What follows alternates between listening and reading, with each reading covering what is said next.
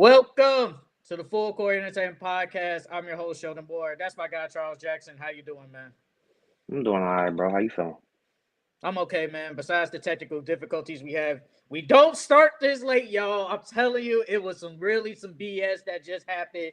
We usually don't. It was crazy, but we're here, man. I want to say something, man. You people in the TikTok comments, y'all some hating ass motherfuckers. I swear to God, just because somebody say something isn't rage bait. That blew me. That really blew me.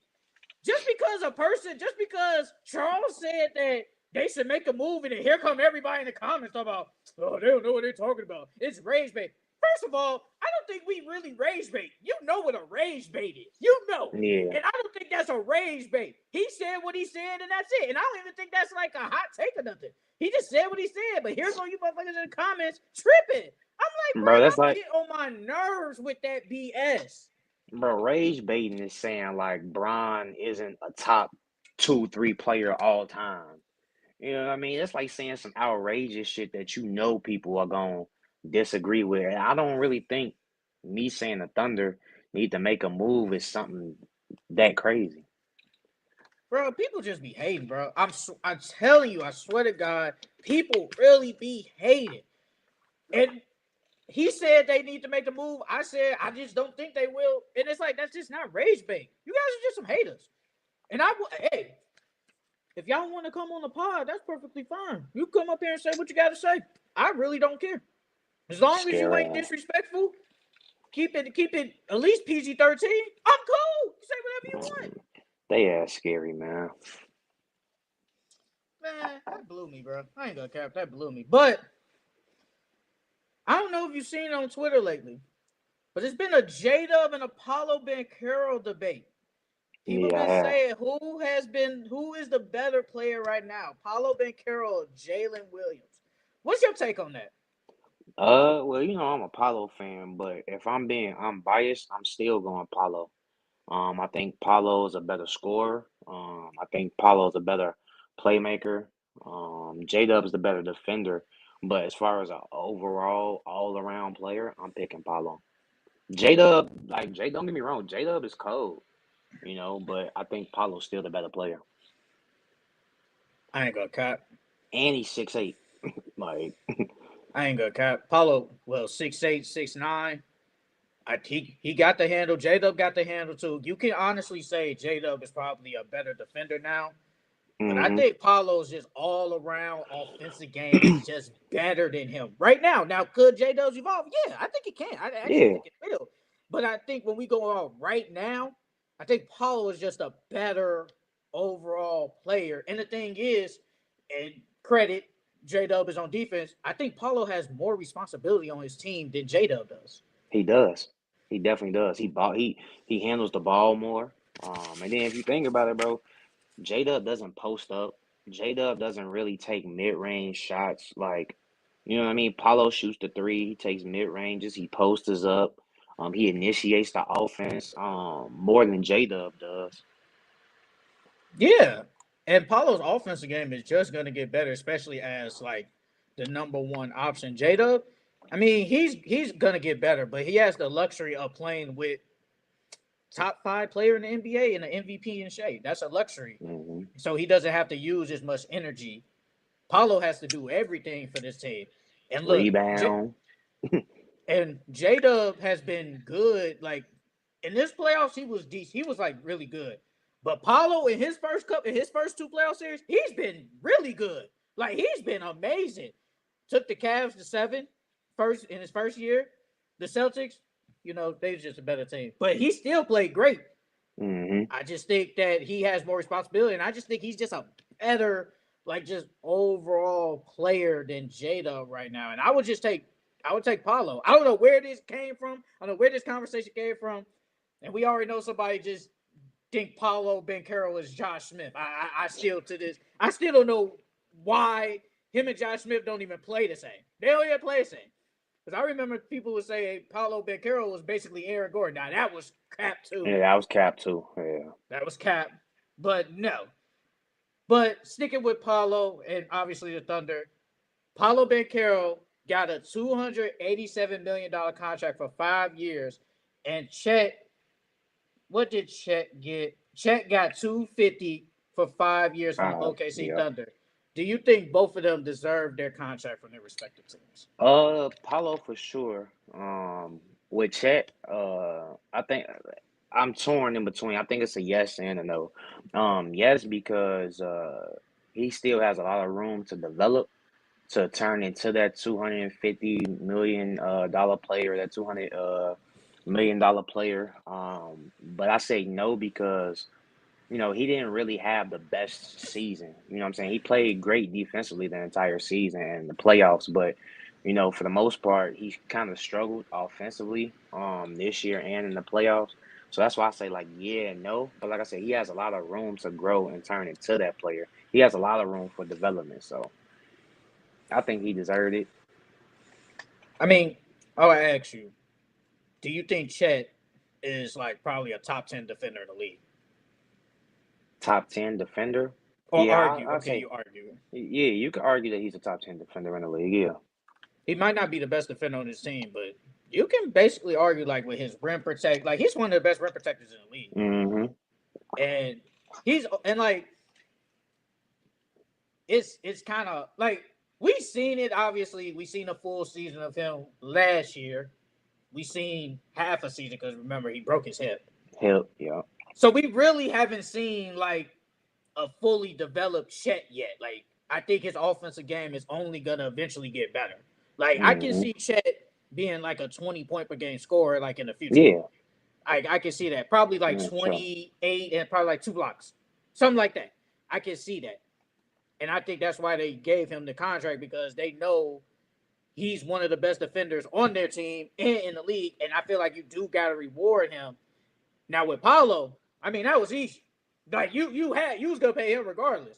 287 could get up to close to like 300 with incentives. I think he has to make a All NBA team. I think he has to win an MVP or something else, something like that. So if he makes an All NBA team, but I think it has to be either this year or the next year. I think so, and I think there's a chance he could get All NBA. But Paulo deserves every bit, man. He's the best player on that team. Argue best player since he walked on the court from in the Magic on the Magic. Mm-hmm. And he's just a dog. Like, and he's about to lead this team. We both are high on the Magic this year, and this is what you're doing. They got their core set up, so this is their core for the next like 4 years with all of them. So he deserves that money, man. Both of them deserved it. And also, Hey, oh, also go ahead, before go ahead. you keep going, you think if Paulo stays there for the rest of his career, he's the greatest Magic ever? You think he could be better than Dwight or If he Shaq? can get them, if he can get them to the finals, low key, low key. If he can get them to the finals or win the finals, yeah. Well, Dwight took him to the finals. That's what I'm saying. If he can get them to the finals like Dwight did, I'll put him over Dwight. Hey, Dwight was a dog, and remember Yeah, he he won was. defensive players of the years there. So Yeah, he we did. gotta put He that. did. Would I put him as the best Magic? I think for him to be the best Magic, he has to win. Because we saw Dwight. We saw Dwight do it. And it's kind of like in the same boat with SGA. Kevin Durant and them went to the finals. They lost. But SGA went to the finals and won. And that's why majority or a lot of people have SGA as the best Thunder ever. If Paolo wins the finals with the Magic, yes, he will be. If he just makes it, I still can't put him on Dwight. But are you projecting he wins like an award or something? Does he win Yeah. something? Yeah, I think he can win the MVP for sure. Because once all the old guys leave, it's gonna be the young guy league now. So it's literally gonna probably be between him, Wemby, Luca, and a Tatum? couple of other Tatum, SGA still. Yeah. So it's like I think he can get him MVP for sure. If he gets an MVP, do you put him over Dwight? Well, no, Does an MVP Trout all three defensive player of the year awards though? not three of them. Nah, I don't think it's better than three of them. Is he better than Penny? Or is he already better than Penny? His career. I'm gonna say yeah, but that's only because Penny didn't have a long career. Hey, but Penny was a dog though. Like Man, Penny was a dog. he was a I ain't dog sleeping on with the Penny. Magic. I ain't sleeping on Penny. Paolo got to win. If he can get the Magic, so if he can win a final, we can both say yes. But if they just go there lose, nah, I can't do it. Now if he's gonna make all NBA teams, definitely all stars. If you like you said, win an MVP, and then he wins a finals MVP out. Oh yes, because I don't think the Magic haven't won a finals. I think they're one of the teams that never won. I think. Correct me if I'm wrong. I do not know, but I think they are a team that haven't won the finals yet. I don't know. Nope. Okay, then. So he will win the first championship. Yes, He's definitely better than Dwight, Penny. You could say even Shaq. Grant Hill, T Mac, Shaq, all of them. He'll be better than all of them. But let's move on. Let's talk about this three-team trade that happened a couple of days ago between the Jazz, the Clippers, and the Heat. The Miami Heat get Norman Powell. The Los Angeles Clippers get John Collins, and the Utah Jazz get Kevin Love, Kyle Anderson, and the 2027 Clippers second round pick. So let's start with the Miami Heat side. How do you like it for the Miami Heat? Well, for the Heat, they get another scorer that they've been looking for. They get another reliable player that they can count on. So I think it was good for them. But I still low key don't think that's enough to move the needle for them. Now we only seen one season of Norman Powell going crazy like this, so we have to see if he can replicate that again. And if he does, like I said, it's a nice pickup for him, but it really doesn't move the needle. Yo, what's up, Simone? What's up? What's up? What's up? For the Heat side, I think it's I think it's not bad. I think it's actually pretty decent. Norman Powell comes in as probably your second best scorer, not the player, the second best scorer on the team Hmm. with Tyler Hero. Now you go with Bear, with Khalil Ware. So is Andrew Wiggins officially gone now? Like, is it inevitable that he's gone, or are they just gonna start Tyler at point again? I think they're just gonna start Tyler at point, But and then they got put Norman Davion at the Mitchell. two. They got Davion Mitchell here. He was really good. Like since he came over to the Heat, he was good for them. Yeah, I mean, but if you put him, they gonna be small then if you do that, because Norman Powell has to start, bro. He I has think so. to. And if you put him at the three, that's gonna be too small. But Wiggins brings the defense. But the thing, it's hard. So potential lineups: Davion, Tyler, Norman, Norman, Bam, and Khalil, or Tyler, Norman, Wiggins, Wiggins. Bam, and Khalil. I like that lineup better.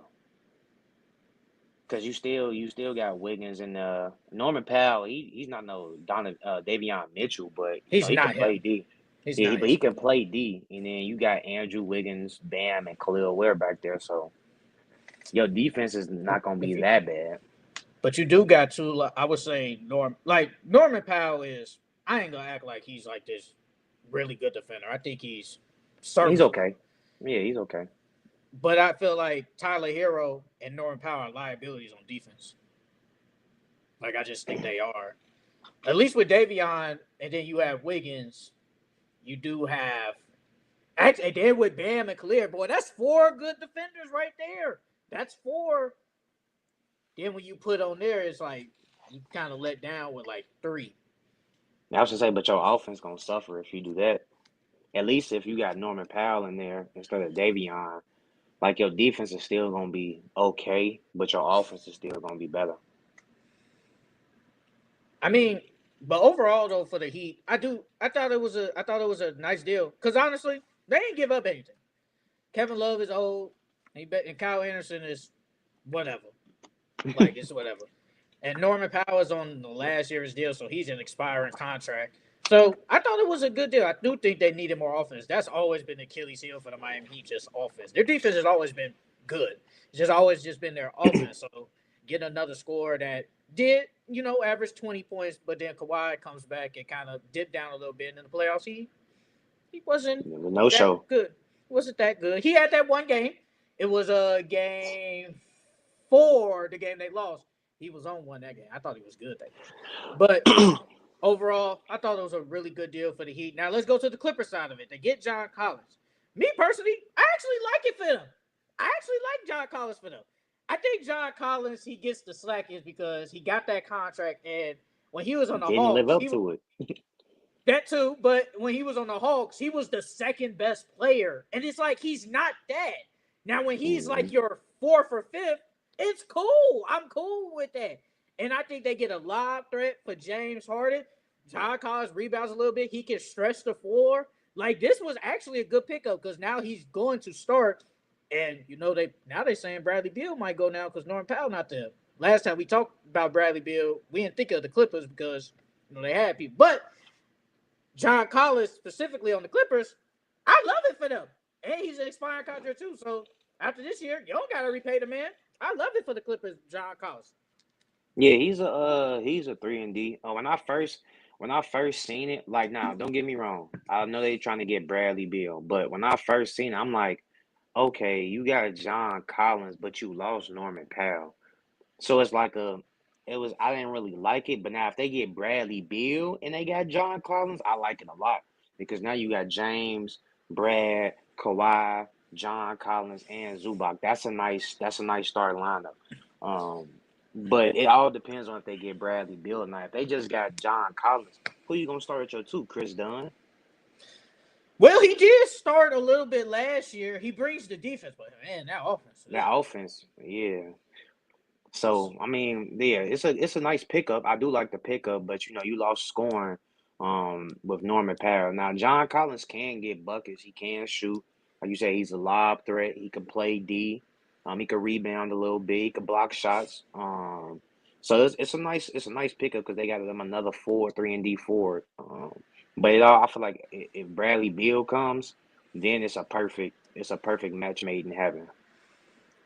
Hey man, Bradley Beal, now he won't get the hate of that. Like, people was calling him trash and stuff only because of the contract. Now, if they buy him Hmm. out, I think it said that he's going to give back he has to give back like 14 million, something like that. It's something like that. So he goes back, he goes to LA on I think they could probably give him like 5 million plus the money he gets in the buyout. He's perfectly fine. And I think he has off-season home in LA. So that's not a problem. That's why the Lakers was brought up. I think it said the Warriors, the Bucks, Clippers, and the Lakers. Yeah, those 4 teams. I never thought of the Lakers. I think we said that last time. I just don't see how that No. works Yeah. because I don't see Bradley Beal probably going on the bench for say Austin Reeves. I just don't see that happening. Mm-mm. Um, the Bucks would be bad. I just think he doesn't want to be in Milwaukee. I think that's Milwaukee, yeah. that's the only reason why. The Warriors, I mean, the Warriors isn't bad. I don't think it's That could bad. work. The Warriors could work. I don't think that's bad. But the Clippers, especially on a team that whatever you think of Harden, that could potentially be a title contender if they get him. And then their bench is good too. You have Chris Dunn, bro. I forgot they even have Bogan Bogdanovic still. They still have him on the bench with Brooke And it, Lopez, Nicholas Batum, and Derrick Jones Jr.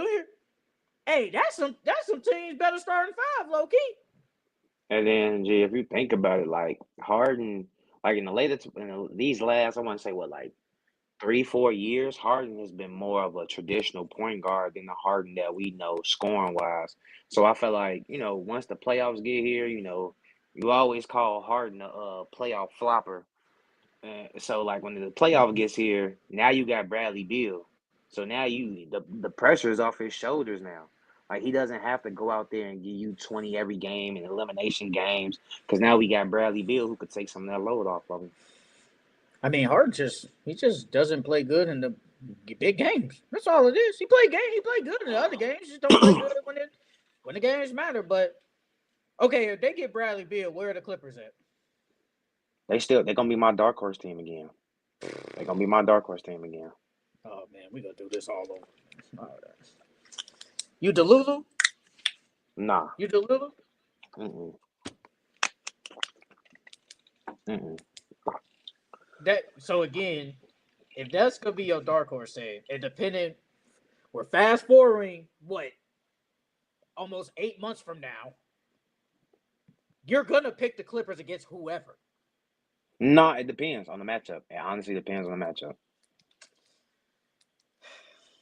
Okay, hypothetically. Clippers first round, Clippers versus let's say the Timberwolves. Clippers versus Timberwolves, first round. Yeah, they beating them. I think I can see them beating them. Yeah. Okay. Okay. So don't come up here and try to be shocked if James Harden have another stinker in the game 7. No, don't be. I just don't want you to be shocked. I just don't want to be shocked. I want Bradley Beal agent. Damn. Bro. Cause that man, he be getting paid, bro. I'm Delulu. And what? Fear the beard? Look, man. If the Clippers get Bradley Beal on paper, I put him top 4. I don't have no Yeah, I was problem gonna putting say top they a 4. top 14. Yeah, I they a don't have top no 14. I don't have no problem putting top 4. Like you replace Bradley Beal with Norman Powell. Hey, I didn't know some people were saying Norman Powell was better than Bradley Beal. I never knew that was a conversation. I never knew that. Bradley Beal just had a bad year, bro. He had a bad, Yeah, 2 bad couple years? years. He had a bad 2 Yeah. years. He had a bad two I mean, years. but you gotta look at the team he was on. He was with Book and Kevin Durant. Like those two players better than him. But there's But no he's way. better than Norman Powell. But there's no way. Like I understand. Like I feel like your points was gonna go down, but I don't think if you had to ask him, he did not expect for his to drop. Bro, he was like basically averaging 30 in Washington, and you dropped from 30 to 17. Like I I mean, he was a just don't. go-to option though.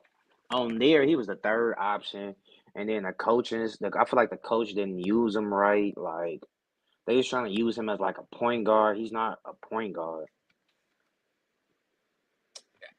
I just don't believe. I just don't think he came in there like, "Hey man, I'm coming here. I'm gonna give me at least 20." Then you go to 17. And you're like, "Yeah, I ain't messing with this. I ain't messing with this." Now for the Jazz side, look, the Jazz just got rid of the players. We've been talking about they need to get rid of all these players for like the past the past 3 years, and it showed like it said they traded. It said they got rid of Clarkson, John Collins, and Colin Sexton. All they got is Kevin Love, Kyle Anderson, Nurkic, and some freaking second round picks. It's like I like don't those guys are good players, but it's like that's all you got for them. That's crazy. I don't know what Danny Ainge is doing over there. I don't know what they're doing. I don't know what they're doing. But hey, real quick, do you got your players? What you mean? The players that we supposed to have are ride or die players. Nah. Honestly, nah. I forgot. Damn, man. Well, we can wait till next week. We can do that next week. Like you put, we was supposed to have we were supposed to have our ride or die players this week, but that ain't done I serious. mean, We can wait till I was like, I could come up with 5 on the spot. I yeah, it's already 10. shit. It's 10. Well, 10. Oh yeah, no, I can't do 10. It's 10. 10 players, and we can have 4 each. Like we can have 4 of the same players. I'm not gonna lie. Right now, I'm switching I'm switching one of my teams for now. I'm taking the Atlanta Hawks, and I'm taking out the Toronto Raptors. I'm taking out the Smart Toronto man. Raptors. I'm taking out the Toronto Raptors. Hey man, you want to make a trade? You want to make a trade? No, no, I'm okay. Why? I'm okay. Why? I'm gonna keep my teams. Let me get Philly. No, no, You're not even a no, bigger Philly fan. Well, players wise than me. You're not. no. It's okay. I'm riding or die with Philly. I ride and die with them last year. I gotta go. I gotta take them again, G.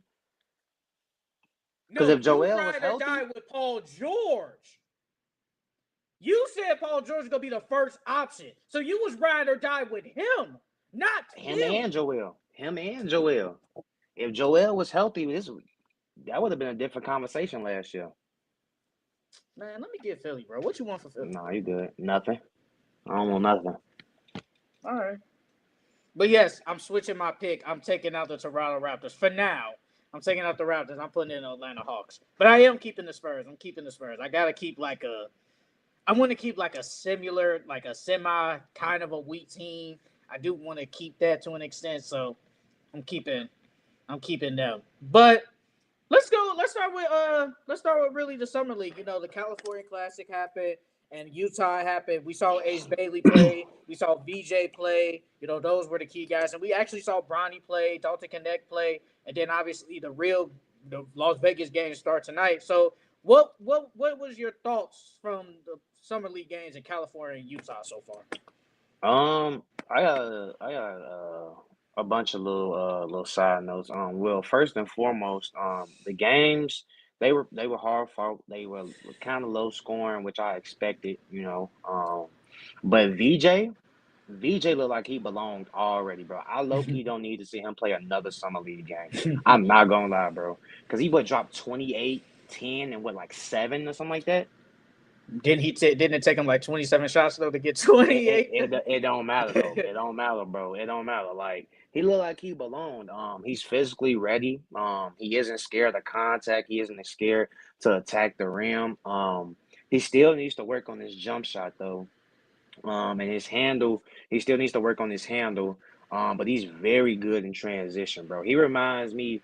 I'm not, bro. I'm not comparing him. Like I'm not saying he's like Bron, but in transition, going downhill, he's like a freight train, bro. Like it's hard to stop him. Like he was going down in transition, and Walter Clayton moved right out the way. So, so like, bro, he's a freight train going downhill. But like I said, he looked like he belongs. Ace Bailey. That first game, he played. I wouldn't say he played terrible, but he didn't play good. You can tell that he was taking too many jump shots. Um, he wasn't aggressive enough that first game, and he struggled offensively. But that second game, he had a bounce back game. He took better shots, better shot selection, and I think that's gonna be the entire his narrative, the entire season, his shot selection. And I think he's gonna be more like jump shot heavy this season because he is kind of frail, and the NBA got a lot of big guys, so him attacking, he's gonna get knocked down a lot. So I think he's gonna take a lot of jump shots this year. Um, what surprised me though is the rookie from the Heat. Well, I can't pronounce his name, bro, for the Illinois. Just say Yep, Jakunas. Jakunis. Yeah, Jakunis. He played terrible, bro. Every game he struggled offensively. He looked like he couldn't play any defense out there. He wasn't aggressive. Like he just looked real timid out there. Um, and then Topic. Topic, I Yeah. like Topic. I know this is his first game. Those are his first couple of games back from injury. He still looked like he needs to get back in shape. But you can tell like athletic wise, like he's low key not athletic. He can't hang with the NBA guys athletic wise, but his passing translates. But he needs to work on his three ball. His IQ translates. He reminds me low key of Josh Giddey. Like he reminds me of a Josh Giddey. But he low key a liability defensively though, because I seen him out there getting blown past. Like it looked terrible. But he's decent though. I just think that he needs to get back in basketball shape and work on his shot. And then of course we gotta talk about Bronny. I know you said before the pod that he was injured, but Bronny looked good out there. I don't know why he wasn't playing more minutes, but Bronny looked good out there. I like the development that he had in the offseason. He looks more aggressive. I think he's gonna play more in Vegas. Well, I hope he plays more in Vegas summer league. But Bronny looked good. Generational hater is crazy, but Paolo stinks. His team plays better without him on the floor. Please explain. Whoa, it's all in his name, bro. Generational hater. I'm It's just, all but in. I do want you to explain though. Like explain. I do. I'm the type of person when it comes to stuff like that. Explain to me. Like just explain. You can't just say Paulo stinks. His team plays better. Explain why. I just want you to explain why. Then I can give. And then if it's like okay, I get it. Whatever. I probably disagree, but I get it. I get it. Even if he does explain it, bro, it's not true. His team doesn't play better without him. Without Paulo on that floor, they barely win. Like I just want you to explain. But I thought. Let me start with like Ace Bailey. I thought Ace Bailey played okay. That second game, I thought he played better. He did like a no Hmm. dip three. I was like, okay, he did it in the corner, but I still feel like he has the highest ceiling in the out of the rookies, and I just feel like he just looks like a raw prospect. We don't know what he's gonna be, especially when he really gets in the NBA. We don't know what he's gonna be. But there was times like he did look a little dominant on that court. Now that's it's Hmm. different from summer league guys, but he did look really dominant. And we talked about like this is probably the best fit for him. And you said it even before, like when we was drafted, when we was doing our mock draft, you was like, hey, you go to Utah, you can do whatever you want. I mean, he's gonna be putting up numbers like that. He's gonna do whatever he wants. And I thought he played decent. They're gonna play again in Vegas too. He's probably gonna play a lot of those games. Now, Topic, is it? I don't think this is crazy. He's probably the best passer on the team already. I don't think that's crazy to say. Nah, it's not. It's not. He could pass better than SGA. He could pass better than J Dub. He could pass better than all those guards on there. No, that's not crazy. Yeah, I don't think that's crazy. And like you say, he needs to just shoot better. I think his shot was like failing him, but he has that. I guess you could. I want to use finesse game. But it's like you say, he had that Josh Giddey pass. It can make the no look pass, always looking to pass first, not looking to score. Like you said, and it's not because he's white, but he does kind of play like a Josh Giddey a little bit. And I think when he gets on the Thunder on the real team, he's gonna be a contributor right away. Like he's gonna get like legit bench minutes. So I just think he got to work on his shooting. That was really it, honestly, because he was shooting really bad. I ain't gonna cap. It was Yeah. like some 0 for What you 6. think about his defense though? Like I know he had like a couple of steals here and there, but like for the most part, he couldn't keep his defenders in front of him. I mean, is this when you saw it? Is like, was you shocked? No, I wasn't. That's what I'm saying. No, I don't no, think I I was wasn't. shocked. Like, and then he's kind of small too. How tall is he? How tall you think he is? Nah, I think he's low key like 6'6", bro. He kind of big. Let me see. He Topic, looks Nikola small on the Topic. court. I'll say that. He's 6'6". Yeah, he's 6'6". Okay, because I'm not gonna act like I watched him play. I'm not gonna do that. So this is really the first time I've seen him on the court outside of like some highlights. So like a legit game. This is my first time really seeing him, and he looked a little bit small. Now that's on the court though, and maybe in the future he's gonna have to bulk up. Like he's gonna have to bulk up so he can have so these defenders won't just be getting by him. And then in the NBA, they like to switch. Boy, they switch on him. Yep, You know. barbecue chicken. So here we go. Generational hater. There's no need to explain why, of course. It's the numbers. It's fact. His team scores more points than the other team when he's sitting. He's mid defensively, especially for his size, and very inefficient. Of course. I'm not shocked. I'm not shocked you said that. I'm really not. I'm really not shocked at all. But Hold on, if I'm you want looking to him say, so. Go ahead. oh, okay. But for VJ was very aggressive.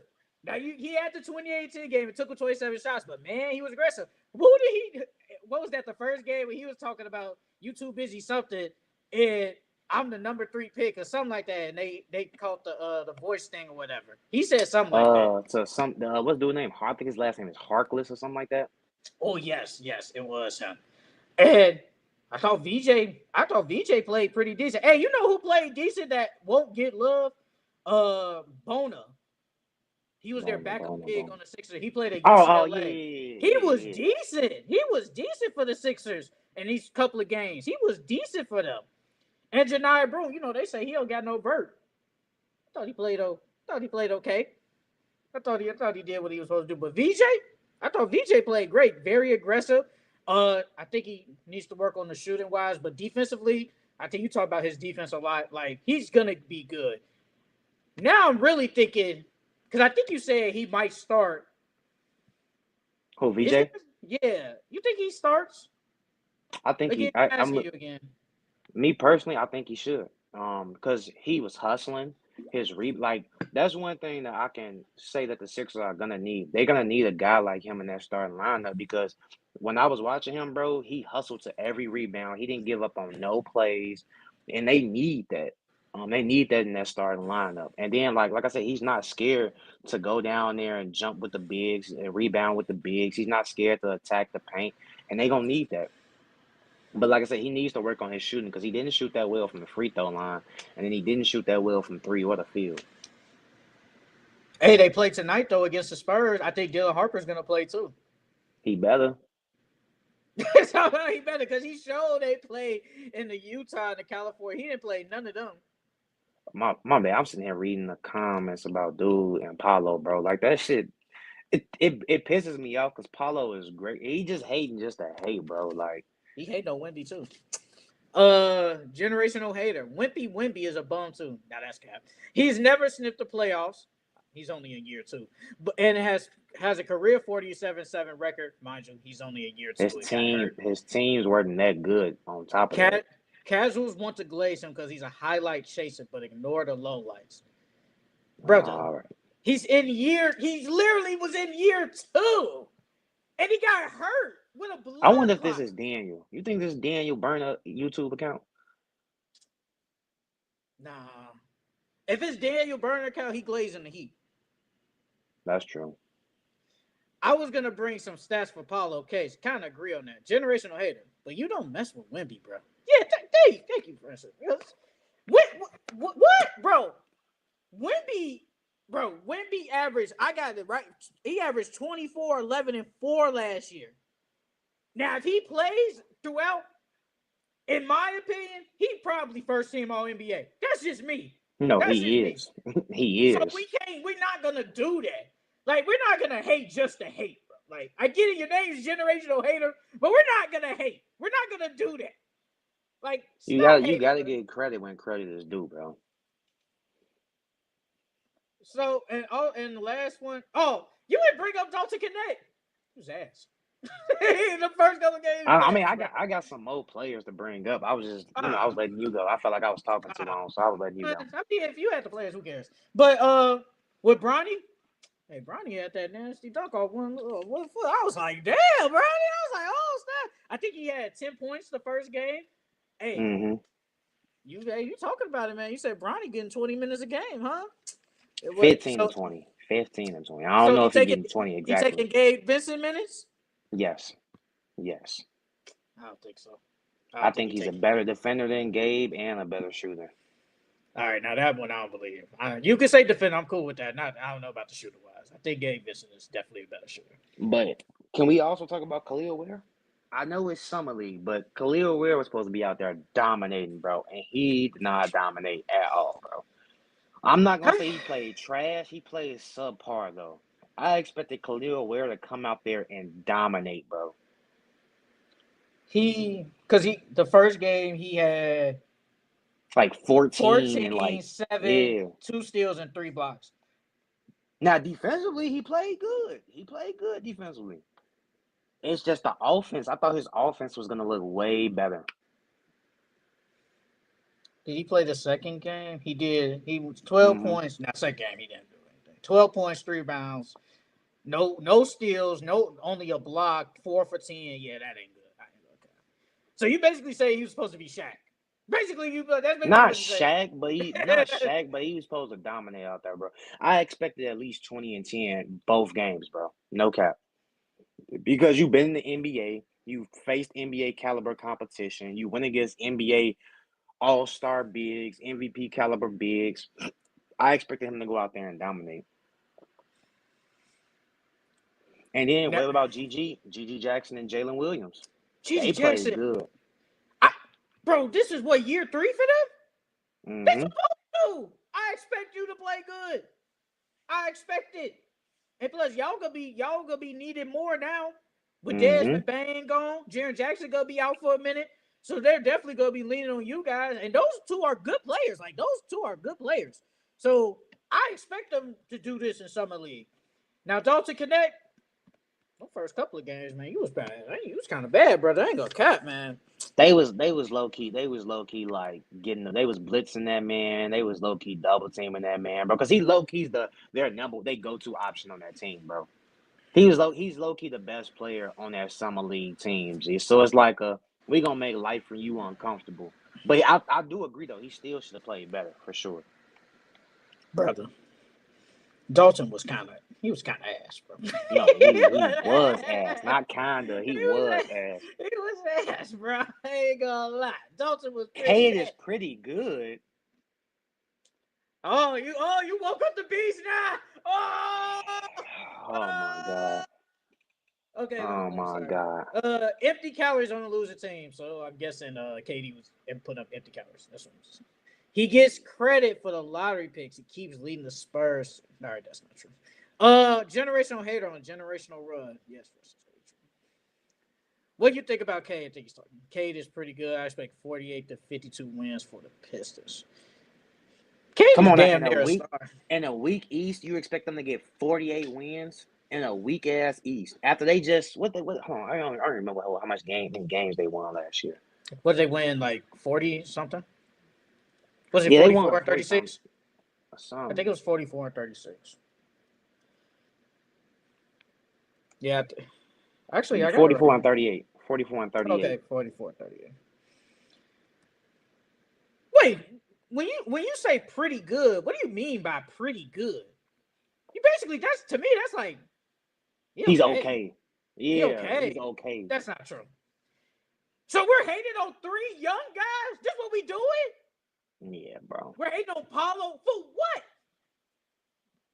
Wimby? Because you talk about empty calorie stats and Cade. Cade been good every year. Bro, Every the year he's man, bro, the man K averaged 26, 6, and 9. He was top 10 in scoring, top 10 in assist, and he led his team to a playoff berth. And the last what? When the last time the Pistons been to the playoffs? Ooh, it had to have been 12 that Drummond, and Reggie Blake Jackson. They year. placed the Cavs. No, it was the Blake Griffin. I think when they faced the Yeah, it was that Bucks. Blake year. Oh, Yeah. what year was that? That was a minute ago. It Ooh, was a minute ago, bro. Like, come on now. that was a minute K's ago. first full healthy season, he got his team to the playoffs, bro. Like, come on now. Yeah, we're just hating. We're hating at 12 in the afternoon. Yes, we're definitely hating. I don't know where you're at, But brother, but here it's 12 in the afternoon. You're hating. but I got one more summer league player. Go You ahead. probably I don't know if you peeped it, but Ben Sinnebog for the Utah Oh, Jazz, he played at Ohio State. I remember him. Ben bro. Sensabaugh. He played at Ohio State. No cap, he needs to play minutes, bro. He played well both games, bro. The man dropped 37 the second game and 19 and 7 the first game. I said I knew he can shoot, but bro, he looking like a sniper out there. I ain't gonna lie. Even though he was low key shot chucking, he was hitting, so I couldn't even be mad at him. But he played really well for them. I think he needs to get some more tick this upcoming season. Like, because I don't think, well, with everybody gone now, he should probably get some run now. He should get Hmm. some run. Because I think with the lineup, I think they roll out. It's gonna be Isaiah Collier. I think him and Keontae, my bad, Keontae George. I think they both start in the backcourt. Ace, even though you think Ace is a three or he really like a four? I low-key would put him at the 3. He too small to play the 4. Okay, and we're just going off of. I know you said you think they'll trade Laurie, but for now Laurie's still on the team, so we'll Hmm. just like Laurie, And Walker. and Walker. You know that team's still kind of bad. That team's still kind of No, bad. yeah, it's still bad. It's Yeah. still a bad team. They But still a lottery team. now on the bench, you got Walter Clayton, Bryce Sensabaugh, like you just said, should get more run. Uh, Taylor Hendricks should come back after that nasty knee injury. Should come back after that. I don't know. I ain't gonna lie, I don't know. But let's see, man. Generational hater. Yeah, Pistons and weak ass East. But they still got to face West teams 30 times. And I just called Cade pretty good. Stop complaining. Bro, that's the Not problem, good. bro. Not good, bro. You said pretty good. I like Cade, Asor, and Sasser on the Pistons. Nah, bro. Bro, the Pistons were 15 and 15 versus the West teams this year. And let's not forget the Pistons struggled to close games the start of the year. So that 15 and 15 could have been a better record. They just had trouble closing to the start of the year, and then towards the end of the year, they gotten better at closing games. The problem is you said that Cade is pretty good. Cade is better than pretty good. Yeah, that was cap. That was definitely cap. We just lied right there. But so the games tonight, obviously, probably one of the biggest summer league games ever. Lakers and the Mavericks. Cooper Flag versus Bronny James, and then later Bronny we better got play 30 minutes, bro. He better. He better play 30 minutes, 30 bro. minutes. That's basically Yes. the whole game in some league because I think they play Yes. 10-minute quarters. He up 10 minute quarters. Yes, bro. He gotta play the 30 minutes. Bronny playing 30 This minutes. is So low what? key the biggest game besides probably the Mavs versus Spurs. It's probably the biggest game of summer league. I mean, and then later, like I said, Sixers and the Spurs they play. VJ versus Dylan Harper. I Uh, think he gonna be out because he got a who? sprained thumb. VJ, he got a VJ. sprained thumb, Damn. so he might not play. I don't know if he is, but he might not. But you said you don't need to see that man play no more. No, I You don't. saw it. I don't. I saw enough, bro. I saw enough. But we got some Derek Queen. They actually played the first game. Pelicans and Timberwolves. They play at Mm. 2:30. We'll probably still be on, but maybe we might end it. Who knows? But they played the Timberwolves. What's your expectation with Derek Queen, Jeremiah Fears in this first game? Summer League. What's your expectations? Honestly, I'm more excited to see Rob Dillingham and Terrence Shannon. I wonder if they gonna Mm, play. I'm more excited to see I think them. they Um, should. they should, yeah. Because they didn't really get. I mean, Terrence Shannon got more tick than Rob towards the end of the season, but they didn't really get that much tick the entire season, so they should definitely play. But my expectations from Jeremiah and Derek Queen, I expect Derek Queen to be well, I wouldn't say dominant like 20 and 10, but I expect him to play good. I expect Jeremiah to struggle a little bit because I feel like it's hard for guards to especially during summer league when everybody's like playing aggressive and because they got 10 fouls in summer league. So and then picking them up full court, like I think it's gonna be a different pace than what college was for him. So I think he might struggle this first game, but I expect Derek Queen to play good. I expect good things from the new duo in New Orleans. I expect new things, and I expect if Terrence Shannon and Rob play, I ain't gonna say dominate. I just expect them to be the best two players on the court if they do play. Yep, I expect yep. them to be the best two players. Bro, y'all got NBA experience and playoff experience, a long playoff run Mhm, at that. So I expect mhm. I expect y'all to damn near be really good on that court. But I want to see Igor. They play Igor against the Denham. Thunder. Yeah, I want to see what he do, bro. Hey man, he basically they starting point guard. Low key. I mean, I'm just saying, damn near. I want to see what Igor do. I really do. I want to see what he do. But of course, the man of the hour, Cooper Flag. What we expected from Cooper, man? Loki, because the Lakers, their their summer league team, Loki is not that good. So I expect Cooper to put up what he averaged in college, if not better. I expect him to have a really good first game. I expect him to dominate Dalton Connect. I expect him to dominate. Hey, you know who was decent? Darius Baisley. But Darius Baisley been in the league forever. Yeah, He yeah. was decent. He had that one decent game, man. He You was think they signed decent. him? No. I think he stays in the summer league. And I didn't know RJ Davis was on the summer league team too. Yeah, he played okay, but I don't think they gonna sign him. But he played okay. And they got Eric Dixon too, the guy that played at Villanova. He was good last Mm. year. They Nah, got I ain't him too. know that. Yeah, Mm. they got him too. But I don't think he played though. I don't think he played. So for this last game, what you expect from Dylan Harper for Spurs if he does play? Uh, What do you expect? he's just if he plays, he's just coming off that groin injury. So I don't expect him to do nothing too crazy. I don't think they're gonna play him that many minutes, to be honest with you. I think he probably get like 15, 20, 22 minutes or something like that. I think he's gonna play okay, but he's not gonna really like dominate or go crazy. Like I said, it's his first game off injury because he probably wasn't practicing too crazy, or he probably wasn't scrimmaging. So I don't expect him to like dominate, but I expect him to play okay, subpar. Can't wait, man. We're gonna lock in. We're gonna lock in the summer league. Let's see what generation. Pistons over under is 45.5. I said they gonna be better than Vegas predicts. That actually wasn't hate right there. Nah, that wasn't hate. But the rest definitely was hate, bro. I ain't gonna cap. You definitely in these comments was like, oh, I don't. Your name speaks for itself. Hold But on. Jesus Christ. Didn't the man say they was gonna go 48-52, bro? That's not even 82 games. Yeah, he said they expect 48 to 52 wins for the Pistons. Oh, 48-50. Oh, okay. So if they hold on.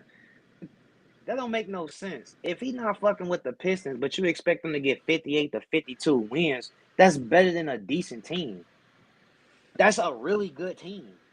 Now, if you basically get 50 wins, like you a good team. Like you a really good team. Yes. Come on, You and Kate is just pretty good, but he's getting this team. You expect them to get over 50 wins, but he's pretty good. You can't be pretty good and get your team to over 50 wins, dog. what did Cade average this year again? 26, 6, and 9. So generational hater, if you're still here, what do you expect them to do this year? What do you expect them to do this year? Like 26, 6, and 9? That's an all-star. Which he was. That's an all-star. And being an all-star is better than being pretty good. Yeah, pretty good is like that's not even decent. That's just it's pretty good. So Like okay. Evan Mobley's pretty good. He's pretty good. He's not I think he no. better than I think he might be better than pretty good. I ain't gonna cap. You heard what Donovan Mitchell said about him? What'd he say?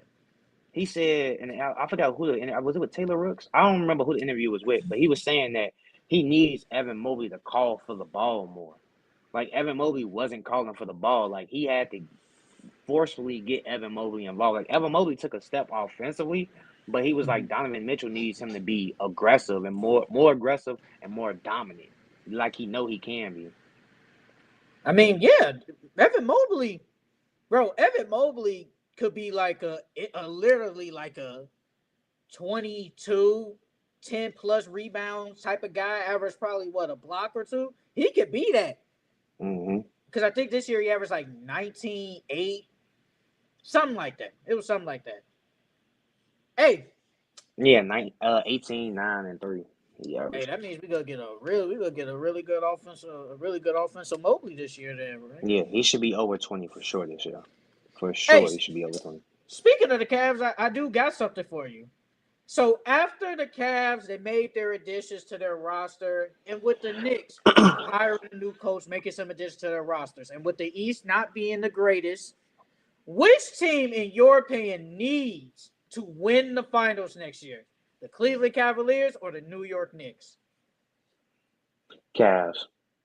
The Cavs need to win because the way their team is constructed and how many great players that they have on their team, and then what they having the second best record all overall last year in the NBA, I think they need to win because it's low key no excuse. You have a bench, you have the starting five, you have the defense, you have the offense. Donovan Mitchell isn't a superstar, but he can score. He can go out there and get you 30, 40, 50, 60 points. You know what I'm saying? If he needs to, he could take over a game if he needs to. So they literally have everything. They have no missing pieces. With the Knicks, it's like they still kind of iffy because we don't know how the coaching is going to be. We don't know how the team chemistry is going to be. We don't know, what how Mike Brown's going to run his lineups. Like it's a bunch of question marks over there still. I said it was the Knicks because you just went to the conference finals and a lot of people had y'all winning, and you guys lost to a Pacers team that you were the betting favorites. Was if I remember, I think there was like minus like 300 to win that series against the Pacers, and you guys lost. And with Jalen Brunson, hey, some people say Jalen Brunson is a superstar. That's whatever. Cat, OG Anunoby, Mikal Bridges. You got this. You Josh got a new Hart, coach. Yeah, Josh Hart. You got the new addition of Jordan Clarkson and Clarkson. Yeah. Yabusele. Like you got all Mm-hmm. them. And with the East not being like how it is, this is your time to go to the finals and maybe depending on who you play, win. Like this is it. You guys can't fold because this was like your year. This was this past Yeah. year. You beat the mighty Celtics. Everybody thought, me included, thought you was gonna get smacked. You beat them, then you fold against the Pacers. Now you really got a chance because there's no Pacers. Tyrese is out. and Tatum is out for the Celtics. So I think they really have to with the Cavs, just like you be saying all the time. They're some frauds. And it's like, when has Donovan Mitchell made it far? He's never made it far. Never. Now, granted, it was never his fault, bro. His teams, he's always showed up. That's one thing I can say. Donovan Mitchell has showed up in every single playoff series he's been in. It's his team. His team hasn't showed up. What did he do? I do wanna know. Like that it was when they played the Clippers, was that 21? What did he do in that series? I got you. Because remember, they was talking about how Terrence Mann was out here dogging Rudy Gobert, because he had that great. I think that was Game The 7. Clippers, that was 2020, 2021. It was 21. They lost 4-2. Oh, they lost 6. He averaged 34.8, 5 rebounds, 5 assists, and a steal. He shot 45% from 3, and he shot 90 from free throw. He shot 77 from free throw. And he shot, what did he shoot from the field? And he shot 45 from field. That's not bad. Yeah, 34 points. That was his highest average besides this year against Indiana. That was his highest average in the playoffs. Nah, I'm capping. It was against Denver in 2019-21. He averaged 36. When he was dropping with him and Jamal Murray was going back and forth. He had 36. But that was his second highest. So it's 21-22. He only averaged 25 points. He shot 20% from the 3. 39% from the field. He averaged 25, 4, and 5. He gave you a 9-point game when they got blown out by basically 30. Yeah, they sold that series. That was the first round? Mm-hmm. No, that was first round. Yeah, man. I get it with the Cavs because they got this stacked team. But I feel like it's just so much pressure on the Knicks. I feel like it's just so much pressure on them. Especially after you fire Tibbs. So now it's like your expectations is basically, like for Mike Brown, you basically got to get us to the finals. Yep, you basically got to get us to the finals. Like, whatever you think of Tibbs did a good job for the Knicks. He did. Like, we ain't going to act like he didn't. No matter what you think of the man. And you fired him after getting to the conference finals. I still don't think they should have did it. But they should have gave him one more year, bro. They should have gave him one more year. They definitely should have got one more year. But I think it's the Knicks. I definitely think it's the Knicks. They have to get there. And with the Cavs, who would you take in the playoffs? Who would you take if they face, say, in the conference finals? Knicks or Cavs? The Cavs or the Knicks? I'm still taking the Cavs because the Cavs, with the additions of Lonzo and Larry Nance, bro, I think those 2 pickups was better than the Knicks, Jordan Clarkson and Yabusele. Hey, that might be true, right? But just getting players to have Jalen Brunson and them rest might impact them better. Yeah, and then Lonzo's injury prone, so I can't even make that argument. Because I was gonna say, you seen when Darius Garland's gone, they don't have nothing else. You place him with Lonzo, you don't really lose nothing. But can't say that Lonzo's too injury prone too. I think, and Larry Nance. But with the Cavs, I feel like every year, since they've all been together, somebody's always hurt. Mm-hmm. Someone's always hurt. We haven't seen them go through a whole playoff run healthy. And that has kind of stopped them. Hey, but I've seen the Knicks bully them with Randall. I've seen it. I've seen them bully them. Like I think that was what we in 25, so that was 23. I think 23. They was bullying the Cavs, man. I thought. Man, I seen Tobias Harris not shut Cat down, but I seen Tobias Harris get Cat problems, bro. So if Tobias Harris can give Cat problems, Evan Mobley should definitely be able to hold his own against Karl-Anthony Towns.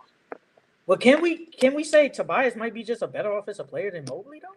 At least. I mean, but Tobias was low key locking Cat up too on some possessions, bro. And Tobias is only like 6'8", 6'9". Evan Mobley is damn near 7 foot. and he's a shot blocker. So like Hey, the man just won Defensive Player of the Year. he did.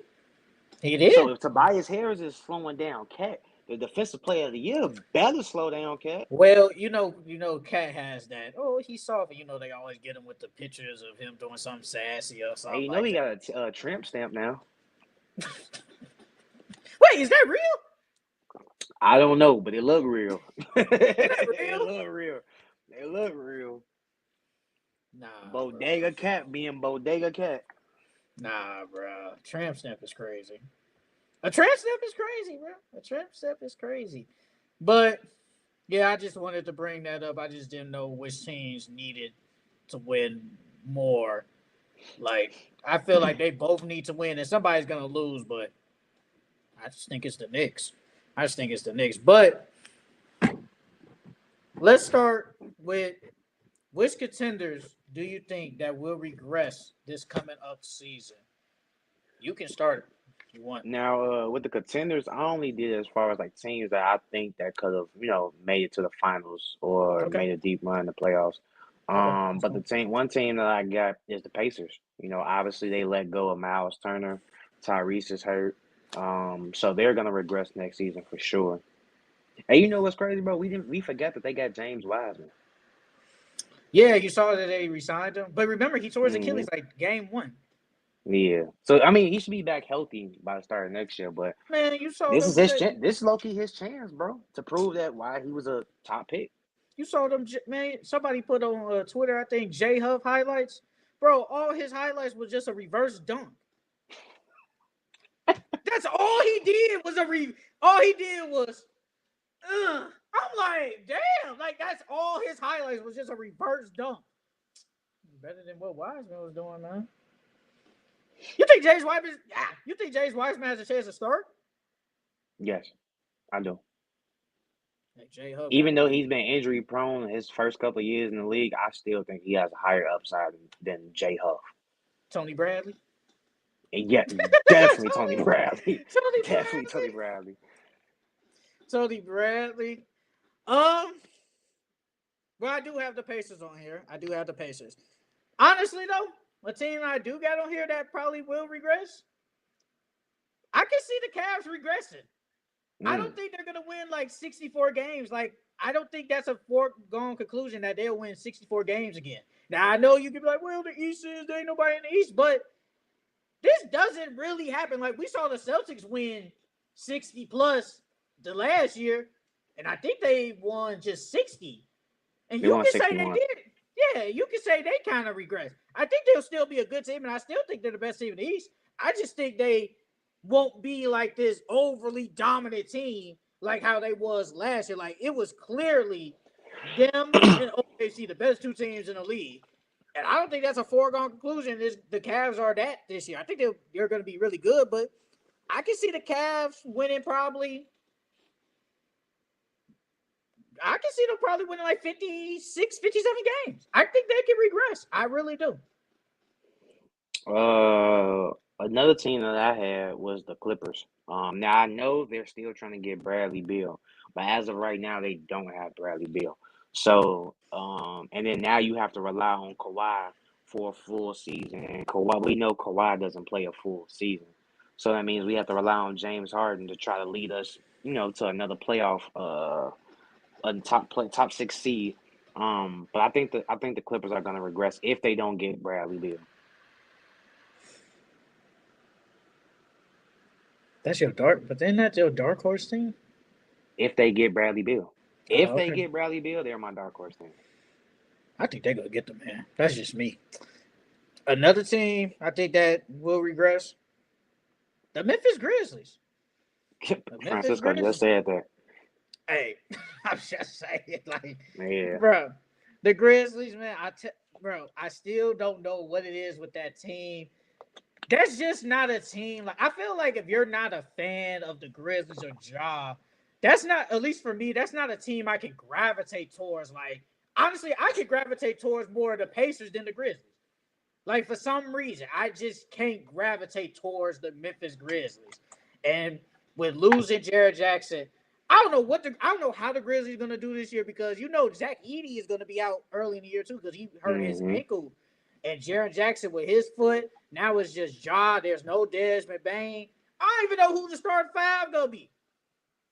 Well, Jalen Wells is definitely gonna start. They probably gonna Oh start yeah, GG Jackson too. Um, yeah, that starting five is gonna be nasty. I would, to be honest with you, I wouldn't be surprised if Ja low key gets injured to begin the season too. Like you how think like with you think I'm they can not like praying injury tank? on him, but yeah, I think they probably might. I think they can't afford to tank, bro. And you talked about it last week, man. Ever since all the gun stuff and yada yada, They bro, it's went been kind of. downhill. And I don't think they can afford to tank. I think you gotta be decent, bro. And especially how they went out last year, bro. They got beat by 50 game one, and they got swept. I know John missed the last two games, but it's neither here or there. But this Grizzlies team, I just don't like it. Like the Grizzlies just, like Ja's gonna be good fantasy player, but they definitely gonna regress, man. Like I could see the Grizzlies like playing, like real talk, like they was playing Hmm. last year, and I think they'll be playing again. Whoever they face in the first round, they just gonna lose again, man. No offense to them. Another team that I got, of course, the Celtics. I think the Celtics are gonna regress for sure. That's an obvious one. Um, Jalen Brown missing time to start the year. Jason Tatum missing time to start the year. So that's an obvious one. You saw they still trying to trade Anthony Simons. You saw Yeah, that? yeah, I seen it. You think they should, or you think they should No, just keep him? I think they should. Well, it depends. If you can get something back, if you can get a good haul back for him, then I say yeah, go ahead and do it, and then just low key tank this year, get a decent pick, and then you can either flip that pick or draft that player. But I could see them keeping them. Um, but I would trade him if you can get something good back for him for sure. What are you gonna get back on a player that's like on an expiring contract? What are you He's gonna worth a get? first round draft pick for sure. He's definitely worth a first round draft pick. I don't know about that. You don't think Anthony Simons is worth a first round draft pick? Not on the expiring deal, no. I mean, but whatever team he goes to, he's gonna resign with them. How do you know that? We don't know that. I mean, I'm pretty sure it means What if contract's gonna be up. what if they trade him to the Clippers? Why would he resign there? They're I'm not just gonna I'm trade him just to the saying. Clippers. I'm just saying. I'm just hypothetical. I'm just hypothetical. I feel like whatever team they gonna trade him to, it's gonna be a lottery team because them most likely are the teams that's gonna be able to take on his contract. The only team I could see. The Nets. I was looking at the Nets. I was looking at the Nets. Maybe the Jazz. I'm just saying. Like I wouldn't give up first. Like if he had like 2 years left, okay. But just a 1 year on expiring deal, I don't think it's worth it because there's no guarantee he does resign. Like he's going to be a unrestricted free agent. So there's not a guarantee he resigns back with me. Then I just lost a first round pick for nothing. So, yeah, I wouldn't do it. That's just me. I would keep him if I was the Celtics. I would definitely keep him. Just see how it goes. Just see how it plays. But a lot. I've been seeing a lot of people say he doesn't fit the Joe Mazzulla style. Like he has to play defense. Like he just has to. Like I know he can shoot the three because when I saw it, he was attempting 10 threes, which is crazy. He just doesn't play the defense, and that's the problem. But I think he can work. He's third best player on the team that's not going nowhere. It's not the worst. But Celtics was definitely on here, man. You're not gonna be a championship team this year. Jason Tatum is hurt. Jalen Brown, Derek White. If they do keep Anthony Simons, they're gonna be decent. But the overall team is just not good. Like where do you see them? Like where do you see them at The in the Celtics. East? Yeah, where do you see them at? A 7th to 10th seed. Oh wow. I don't think they a top 6 seed to be honest with you. I really Oh. don't see it. Especially with Jason Tatum and Jalen Brown and missed time starting the year. I don't think they can. I don't think they're gonna be a top 16. You think they couldn't fight for six? You think they can't fight for 6? Because So I'm it's just gonna be the looking. Cavs, the Yeah. Knicks, the Magic, Pistons, the Magic, the Hawks, Hawks. That's 5. Sixers. That's a wait If and every see. That's a wait and if see. everyone That is is healthy, very, if that's everyone's definitely a wait and healthy, see. the Sixers. But if all those teams are healthy and nothing barring injuries and stuff, I don't see them being a 6 seed. Damn. Are they better than the Heat? Oh, are they better than the Heat? On paper, no. I don't think that. No, I don't think that. I think the Heat right now, especially with Norman Powell, have a better roster than the Celtics. Celtics. Are they better than the Heat? Are they better than the They better than the they better than the Bulls? Yes, yes. The Bulls. I feel like the Bulls are gonna be the weakest team in the East, bro. They not For they real? having bro. They having contract stalemates with Josh Giddey now. Like, bro, y'all can't even sign y'all best player. Because remember, I was like he gonna ask for 30 mil and they ain't trying to He give him definitely the did. 30 Yeah, he mil. definitely did. They ain't trying to give him that 30 mil, bro. He definitely asking for it. Damn, you Hey, you think the seen his Bulls reports? go You seen his what? reports? They trying to get Kaminga. Who the Bulls? Yeah. Now, if they get Kaminga, I like that, but not for no 30 mil though, dog. Cause Kaminga want 30 mil. I'm not giving that man 30 mil, bro. I give I'm him not getting 20 something, but I'm not giving him no 30. I give him like 22, 23, but I'm not giving him 25 at max. But I'm not giving him 30, dog. So you like Kobe White, Josh Giddey, Kaminga, Buzelis, and Vucevic? You like that? Well, if they get Kaminga, they gonna trade Giddy for Kaminga. That's the reports. Cause That's what cause you saw. Giddy want Oh, 30. I need to see Cause the Giddy reports. cause Giddy want 30, and Kaminga want 30. So it's like a sign and trade for both of them. Josh Giddey, I would rather keep. Well, wow. Josh Giddy fits with the Warriors though. He does fit with them. I like Josh Giddey though. I think Josh Giddey is a good player. His defense sucks, but I think Josh Giddey is a decent player. I think like he could be like one of the players you can not your cornerstone, but he could be the building block. I would like Kaminga and Josh Giddey on the same team. So then So our they building. well, No, go ahead. do they got a first round pick? Who the Because the Warriors Bulls? said they want. Yeah, the I Warriors think said so. they I want think a they got young that. player. They said they want a young player in the first round pick Give him Kobe White. for Kaminga. Kobe White and a first round pick for Kaminga. You think that's enough? Is he worth all that though? Who Kaminga? Yeah, is he worth all that? And do you Low trust key, Billy yeah. Donovan to unlock him? I mean, he unlocked Kobe White. He unlocked. But then, I mean, but Giddy wait, was hold on. already good. I was just about to say that you said he was already good, so you said that didn't count. So I was like, is Billy Donovan gonna let Kaminga be Kaminga? That's basically what I'm saying. Yes, yes. I think he will. Yes, I think Billy Donovan will let him rock out. Bro, you say they're gonna be the worst team in the league, so they gotta have like less than 20 wins. Bro, the Wizards are gonna be better than The Bulls them. The had Hornets are 39 gonna be better than wins them. last year. Well, not the Nets. The Nets are the only team that That might team is be bad. worse than them. The Nets might be worse than them, but they gonna be fighting for that last spot for sure. Bulls can't make playing. No, hell no, hell no, hell no. So you Who they saying making the plan over? okay, wait, hold on, wait. Let's do this again. No order. Cavs, Knicks, Magic, Hawks, Pistons. That's 5. 5, 6. I give you Milwaukee. If Giannis is there, I give you Milwaukee. That's 6. So then six or 7. seven, Okay, 6 or 7. That's cool. Heat. What's that? 8. 8. Yep. Then 9 could Did you say be. the Hawks? Yeah. I say Hawks. Are they better than the Wizards? Well, Hornets? Hornets? I can't take the Hornets serious. They The gonna be Hornets better got to than the show. Bulls though. They gonna be better than the Bulls for sure. You think so? Hell yeah. You think so? Hell yeah.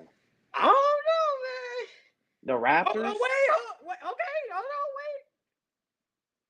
We don't gotta bet no money, but you willing to bet that? Bet what? The Hornets be better than the Bulls this year. Hell yeah. Hell yeah, I'll put some money on that. Shake on it. Hell yeah, I'll put some money on that. Hell yeah. All right. We'll talk about the terms later off, but yes, I would shake to that. Hell yeah. Francisco, you think the Hornets gonna be better than the Bulls? Hey man, look, the Hornets show me every year.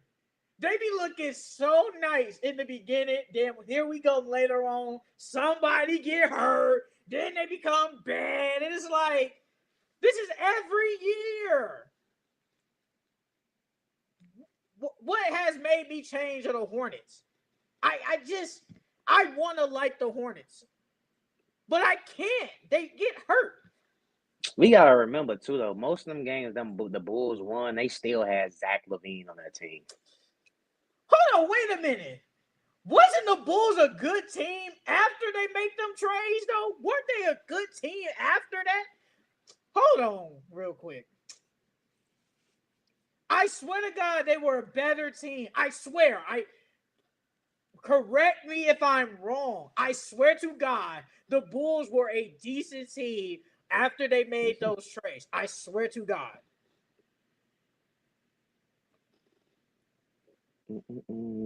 Trade deadline was when? That was It's like February or something.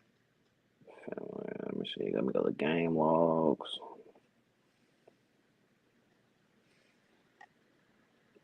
Schedule and results. Who on the Bulls play all 82 games? Because then I can really see something. I think Kobe did. Kobe and Vucevic, they played a lot Kobe of played games. 73, 74. This is what happens, y'all. We always get off topic, but it don't matter. This is what we do. This is what we do. Go to splits.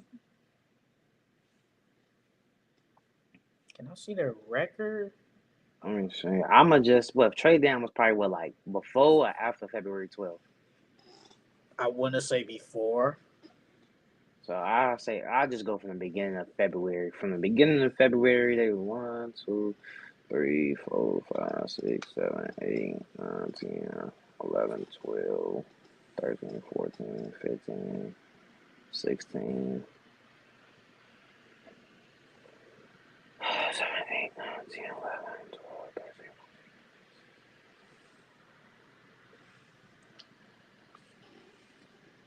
The Bulls were 17-10 after All-Star break. I told you that. I'm like, bro, 17-10? Come on, dog. All right, this is what we doing. All right. The Hornets gonna be better though. The Hornets gonna be better for sure. That ain't no guarantee. Man, you going against your hometown team is crazy. Bro, I don't. Francisco said no. He said he don't think the Hornets gonna be better than the Bulls. Francisco, you can get in on this bet too, Bruh. All right, man. That means you putting your trust in LaMelo this year. Putting your trust in him. I think LaMelo gonna have a K year. Forget that. Is he gonna be there to have a K year? Yeah, that's what I'm saying. He gonna be healthy. Yeah, he gonna be healthy this year. I'm gonna trust my boy. LaMelo has done everything. He put on ankle protections and he still got hurt. It doesn't matter at this point, bro. He gets hurt. It doesn't matter. Hey, this man Francisco said the Hornets are just bad for the love of the game. Bro, they're so bad, bro. Like they are just bad. Like I feel like the Hornets, they did better this like off season. Well, you went on a whole rant about them last week. You know, y'all go look that up. He ran about them. But make sure you write our bet down so we don't forget. All right, it might be a whole bunch of bets this year. It's gonna be a whole bunch of bets. The Hornets, I can't see it, bro. I can't see it, man. Especially if they just keep Josh Giddey, bro. You know the Bulls, they gonna keep Vucevic, then they gonna try and get rid of him, and then they won't be able. You know how it is. Yes, they're gonna be better than them. Yes. Yes. You basically putting your stock in LaMelo. Who's their big? Damn. Oh, you know they're Mason big. fucking Plumlee. Oh, you're putting your stock in Mason Plumlee. No, I'm putting my stock in No, Brandon Miller, Mikal, Miles not Bridges Mikal, Miles Bridges, Brandon Miller, Con Knipple, and Mason Colin Plumlee Sexton, and Spencer I'm putting my, Dinwiddie. yep. So if LaMelo go out, we still got Collins sub in. Collins is a starting level point guard in the league. So He ain't LaMelo though. that's true, but he's serviceable. He's definitely serviceable. So LaMelo is out for, let's just say 3 weeks. Knock on wood. You think Colin Sexton? Let me see. They play in 3 weeks. They always usually play about 4, 3, 4. So let's say 4, 11 games. What's the record you think Colin Sexton can have in them 11 games? But that they can have in them 11 games with Colin Sexton starting. I If think they can LaMelo was go in, even. I will. I just like let's say 12.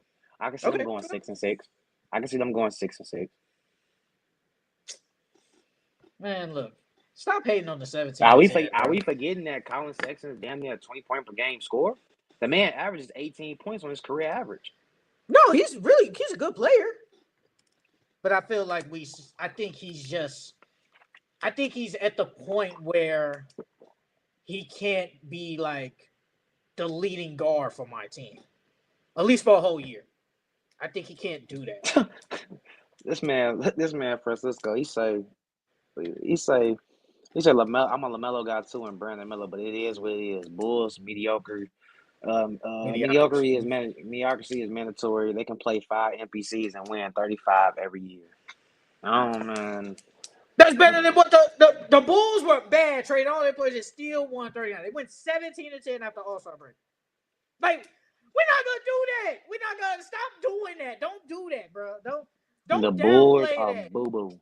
The Bulls Don't, are boo boo.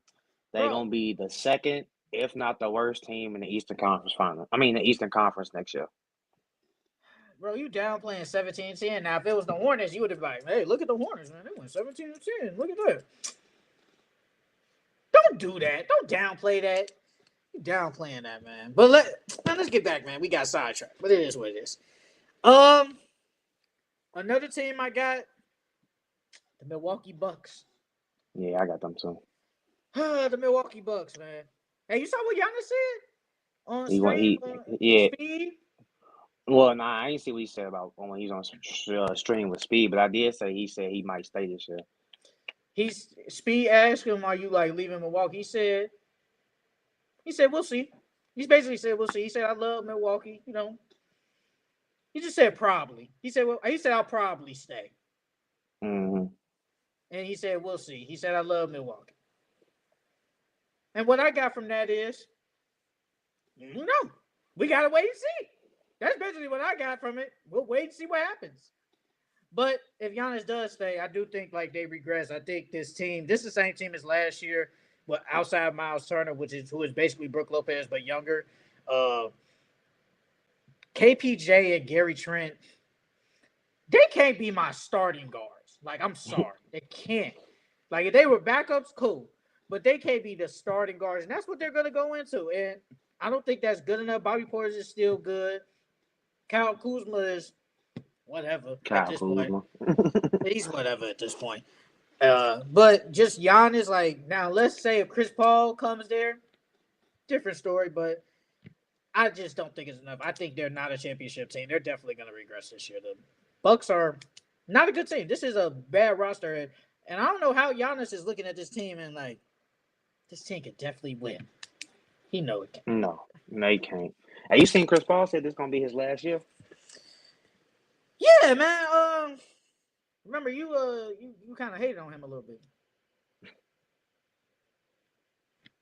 I mean, hey, man, you did kind of hate on him, bro. You did kind of hate. I mean, if this is Chris Paul last year, you definitely gonna go down as top 5 point guard ever. Definitely will. And he will definitely be missed. I think he'll be turning like 40 something. And if he wants to go out like we talked about last week, if he want to go somewhere to win, man, you better go to the Clippers. You know, they talk about they could get Bradley Beal and Chris Paul. Man, the Clippers, they get them. Woo! But if he do leave, I mean, if this is his last year, man, salute to you, brother. You are definitely really good. I remember when you was on the Hornets. You were Man, a he was a dog. dog on the Hornets. He was a dog on the Hornets. Those was like he had two of his stats wise, two of his best years. But when he was on the Clippers, he was still a dog too. Hey man, if he wasn't hurt against the Rockets, they could have beaten the Golden State Warriors. They had a chance, bro. Honestly, if they don't break all them threes in Game 7, they probably could have won. They had a chance. Yeah. They could have just hit one more three, and they would have won. You think that Rockets team would have beaten the Cavs that year? The way James Harden was hooping, bro. I think they could have, because that was the year. Who was injured that year on the Cavs? I don't think nobody was injured that year. That was That was like 20. 2017 or 18? Was it 2017, I think? Nobody was hurt that year if it was 2017.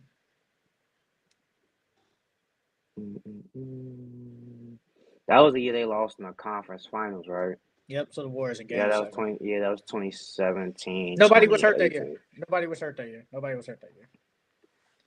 They could have won. I think the Cavs would have won. I really do believe that. Who's stopping Bron? Nobody. Who's stopping Kyrie?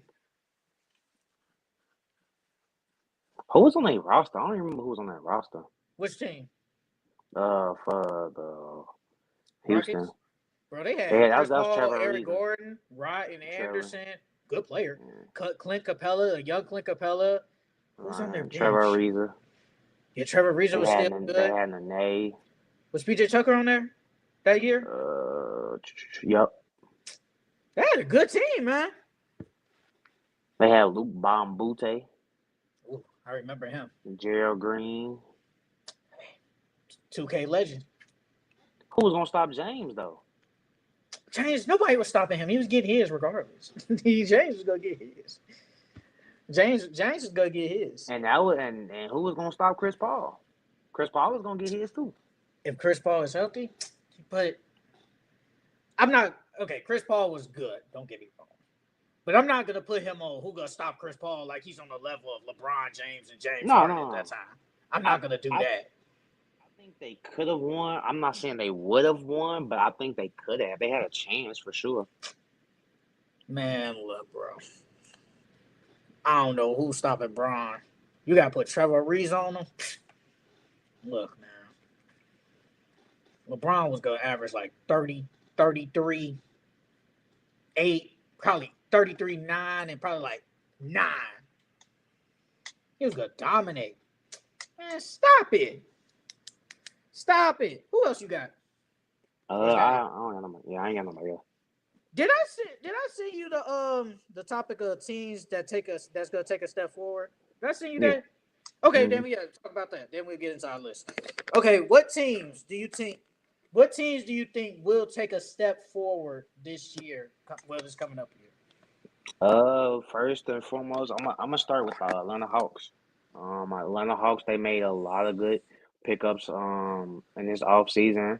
Last year they had 40 wins. I definitely think they're gonna get more than 40 wins this year. So yeah, I got the Atlanta Hawks. I didn't have the Atlanta Hawks honestly, but yes, I do. I definitely think they're gonna take a step forward because they had 40 wins last year. You speak in my mind, Francisco. They definitely had 40 wins, and honestly, the Hawks are probably gonna be a 50-win team, so they're definitely gonna take a step forward. But I do have the Spurs.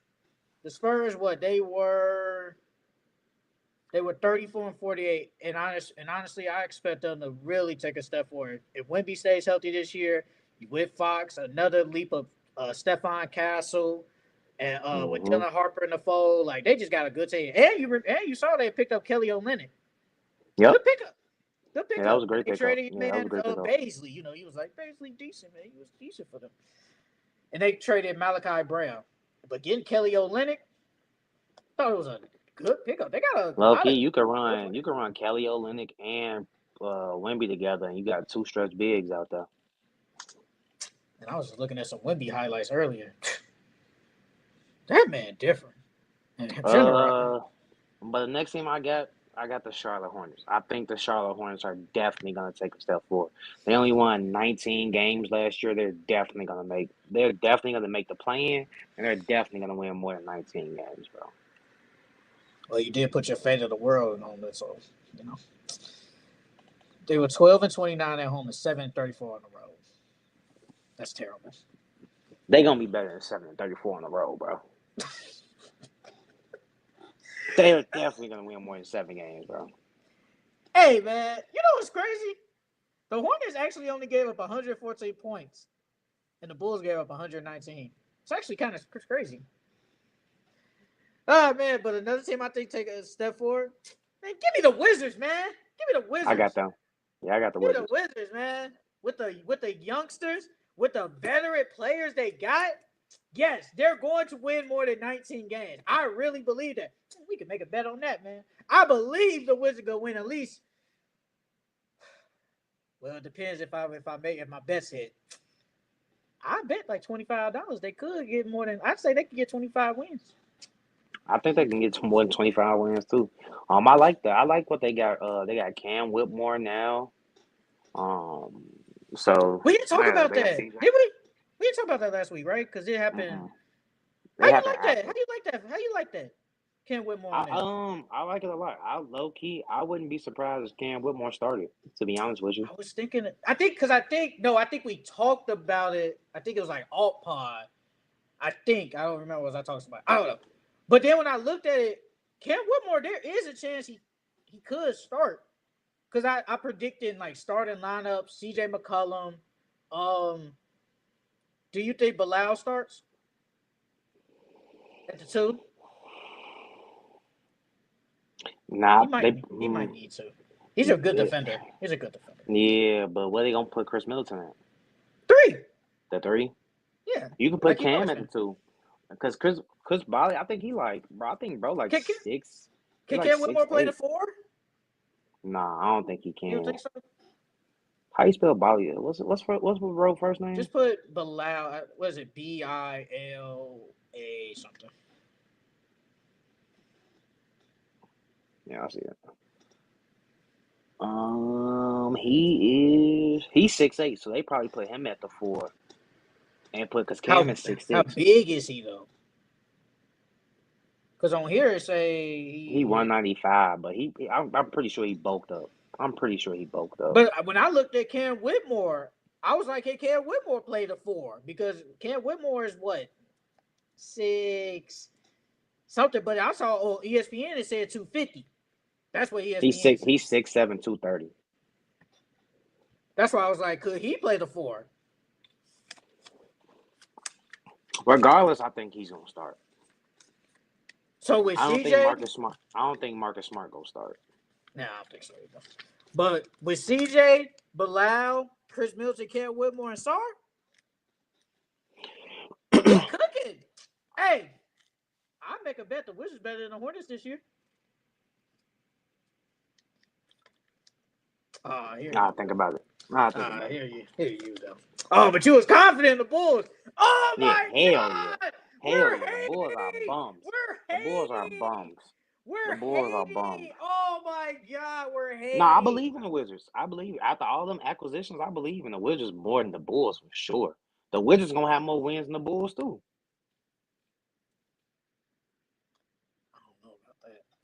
I don't know, man. We're hating on the Bulls. Oh my God. Had to think about the Wizards, but instantly said about, oh, we're hating. We're hating. Another team that I got. What team that one? Orlando Magic. Of course, I feel like the Orlando Magic are definitely gonna take a step forward. They got the shooting that they need. They got another 20-point per game scorer, and they got another guy that can go get his own bucket. So yeah, I definitely think the Orlando Magic are gonna take a step forward. They won how many games did they win last year? They won 40 something. 41. 41. They're That definitely was gonna hurt. win at least.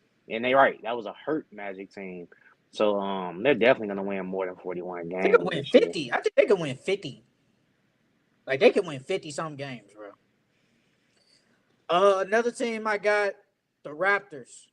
I know the Raptors, like the starting five is very expensive, but I think this Raptors team is like honestly It's on paper at least. It's pretty good with quickly RJ. You do have Brandon Ingram in the fold now. Let's see how this works with him and Scotty Barnes.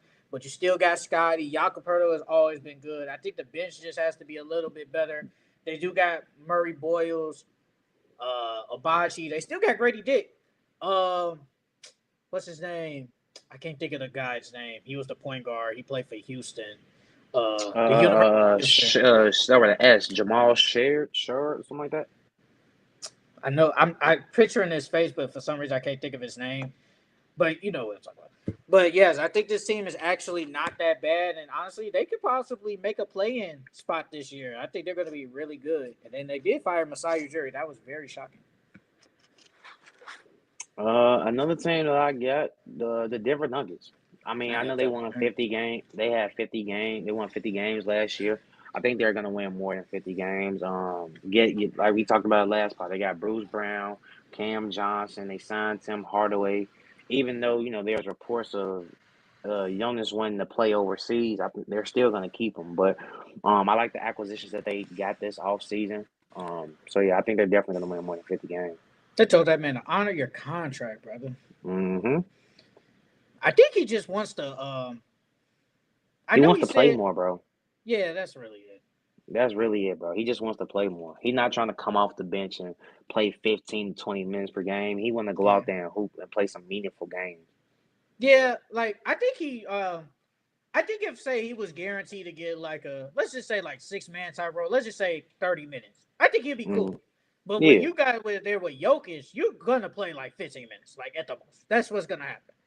Like I don't blame him, but it's like, brother, this team could potentially win a championship next year. You don't want to win no chip, bro? Hey, niggas, hey, look, man, some people just want to hoop, bro. Dudes just want to hoop. They just want to play the game, bro. Like, yeah, they do want to win, but it's like I want to hoop at the same time too. Because he still has a year left on his contract. Yeah, he signed a 3-year deal last offseason. Mm-hmm. Yeah, we'll see. I did have the Nuggets on here too, so I don't know if you said it, but your team, the Pistons, I can see the Pistons getting like 50 wins this year. I wouldn't be shocked if they got like 50 wins this year, honestly. Really good team. They made some good acquisitions.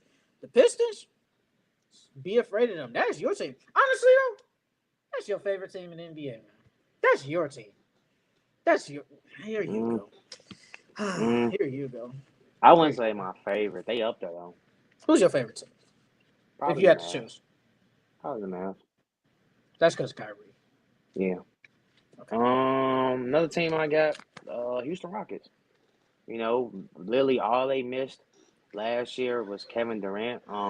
They might not get the same win total. They probably win more than 52 games. They probably don't, but I still think they're gonna take a step forward because they missed.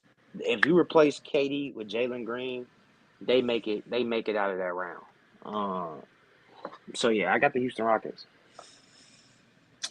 Honestly, I mean, I didn't have the Rockets, but obviously they're gonna make it. They're gonna make a move. They're gonna be better. Like they could potentially. I ain't gonna say they're gonna win 60, but they're gonna win 55. I can see them winning like 55. Yes, I can see them definitely win like 55 games.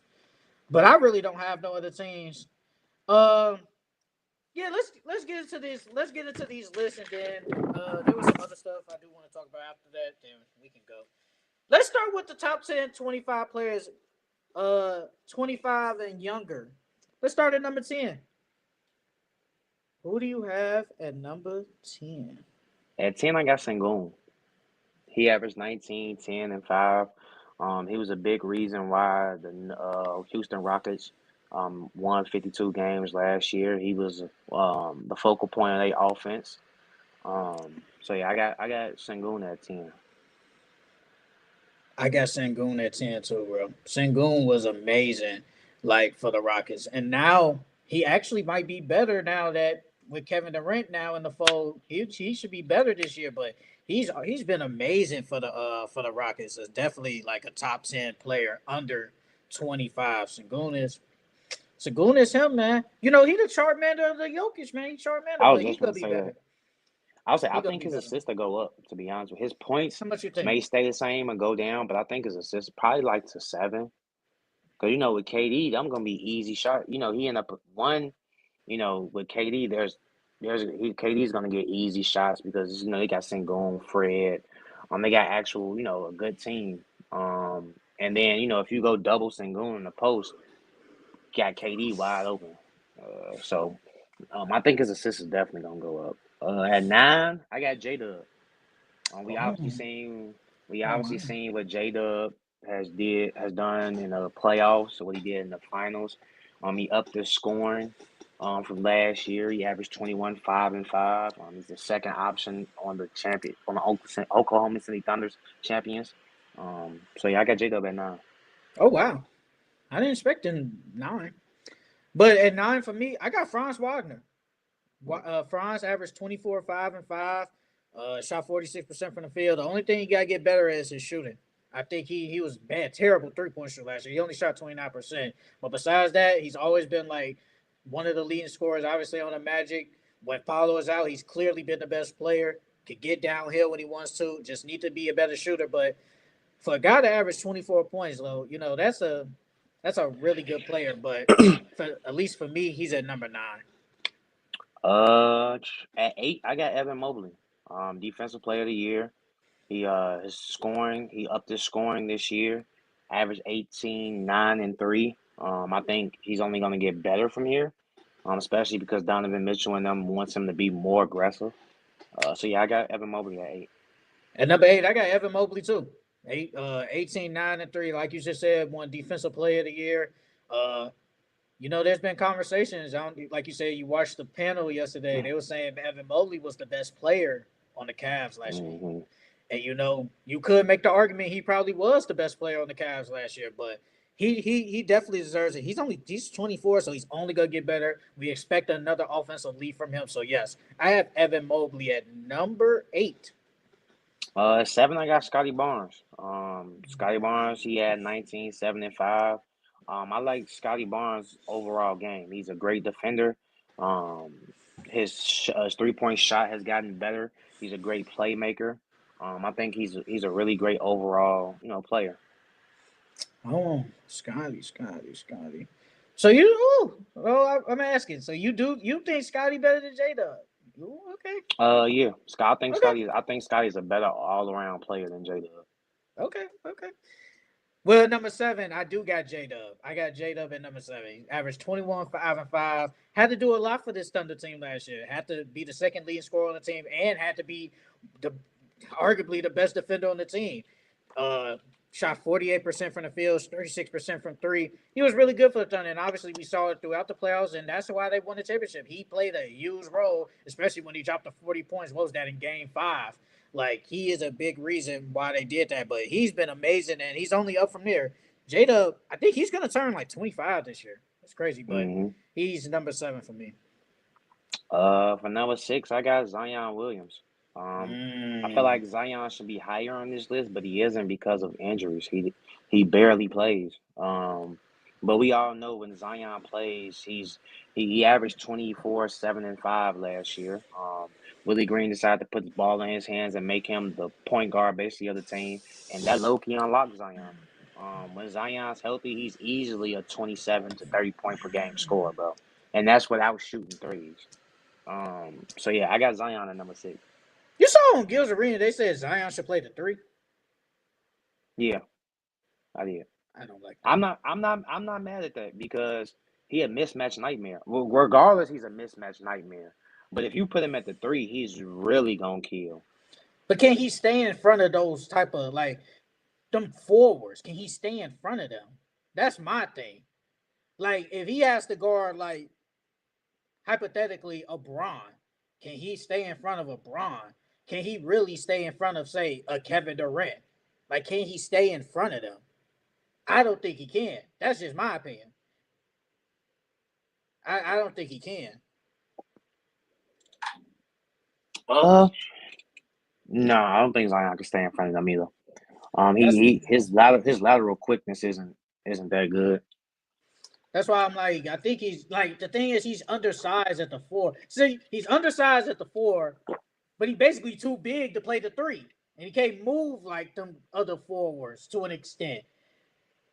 I mean, Like, but you can hide them on. You can low key hide them on. I think on Gil's Arena, it was more so the offensive production that you can get from it, mhm. because you can always put him on the floor on the defensive end, but you know what I mean. But he still plays the three on the offensive end. So I'd rather my man stay at the four. Like you say, he gonna dominate wherever. So it really doesn't matter to me. He gonna dominate whoever. But at number 6, I got LaMelo Ball.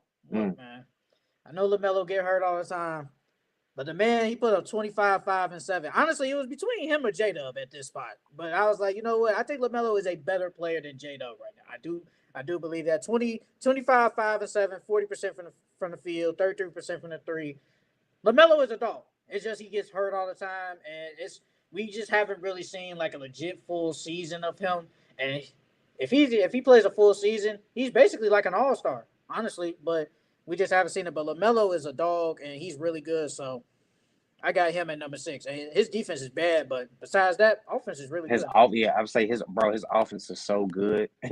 Like at 5, I had Lamelo. Oh, okay. Um, I had Lamelo at 5. Like for the reasons like you just said, he averaged 25, 5, and 7. To be honest with you, I think Lamelo he could be number 3 and number 4 as top 10 players under 25, because his offense is so great, bro. He produces so much offensively, bro. It's ridiculous. You know, his passing, he's a highlight reel. His passing is amazing. He's a generational passer. He can shoot the ball really well. Yeah, and he's 6'8". Like you said, the only thing is his defense. But his offense is so great, it trumps it trumps his defense. I feel like our top 4 might be consensus. It might be. But at number 5, I got Zion. Look, man, even Zion, I think is better than LaMelo when healthy. They both injured, but I think when Zion on the court, it's just a freight train coming at you. You can't stop him. The only thing is, if he could just shoot the ball consistently from three, he'd be unstoppable. But he doesn't do that. And if he could just rebound a little bit better, he'd be unstoppable. But he just doesn't. But I think he's actually a pretty good passer, especially like you said, Willie Green locked up by making him basically the point. And he's gonna do it again this year. Like Zion's gonna handle the ball way more now. But Zion, Zion is great. He's a great player. He just can't stay healthy on the court. It's just dominant, man. And yeah, Zion number 3, man. I think he better. I do think he is better than Melo, though. I do believe that. Yeah, I think no, he is I do better. too. It's just I couldn't put him that high because he never stays healthy. Like he never stays healthy. Like I think Zion can be like a top 3, top 4 on this list. But my number 4, I got Paulo. I got Paulo at my number 4. He averaged 26, 7, and 5. He still, even though he averaged 26 points, I still think he has a lot of room to grow offensively. His 3-point shot can be better. His handle could be better. So yeah, I got Paulo at number 4. At number 4, I got K Cunningham, man. 26, 6, and 9. Like this was his best year. The only thing I think he needs to work on is really to just not turn the ball over. He averaged too many turnovers last year, and I think he just got to shoot a better 3-pointer, and I think he got to get his mid range, like use that more to his repertoire, because he's like damn near like 6'8". Use that to your advantage, and if he does that, he'll be having another All Star year, man. He'll have another All Star year. What's wrong with my mic, Francisco? What's wrong with my mic? At 3 though, I got K. I got K at 3. Like you said, he averaged 26, 6, and 9. I think that the 3 ball can be a little bit more consistent. Like you say, you need to cut down on the turnovers. I want to see him more in the post though. Because K is a big guard. He's 6'9". So any guard that he really goes up against is smaller than him.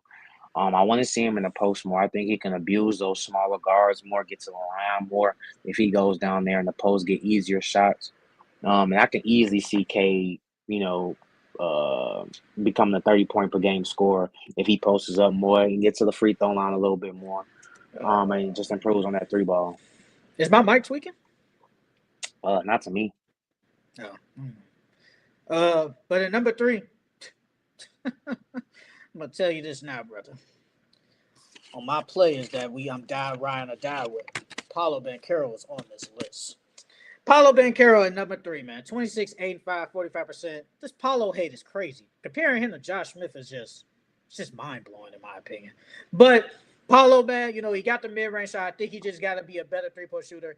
He's only gonna get a better. I remember I was like before the year, I was like, he's just gonna be a better passer. He is a decent passer, bro. He's a really good passer. He can score. What you say?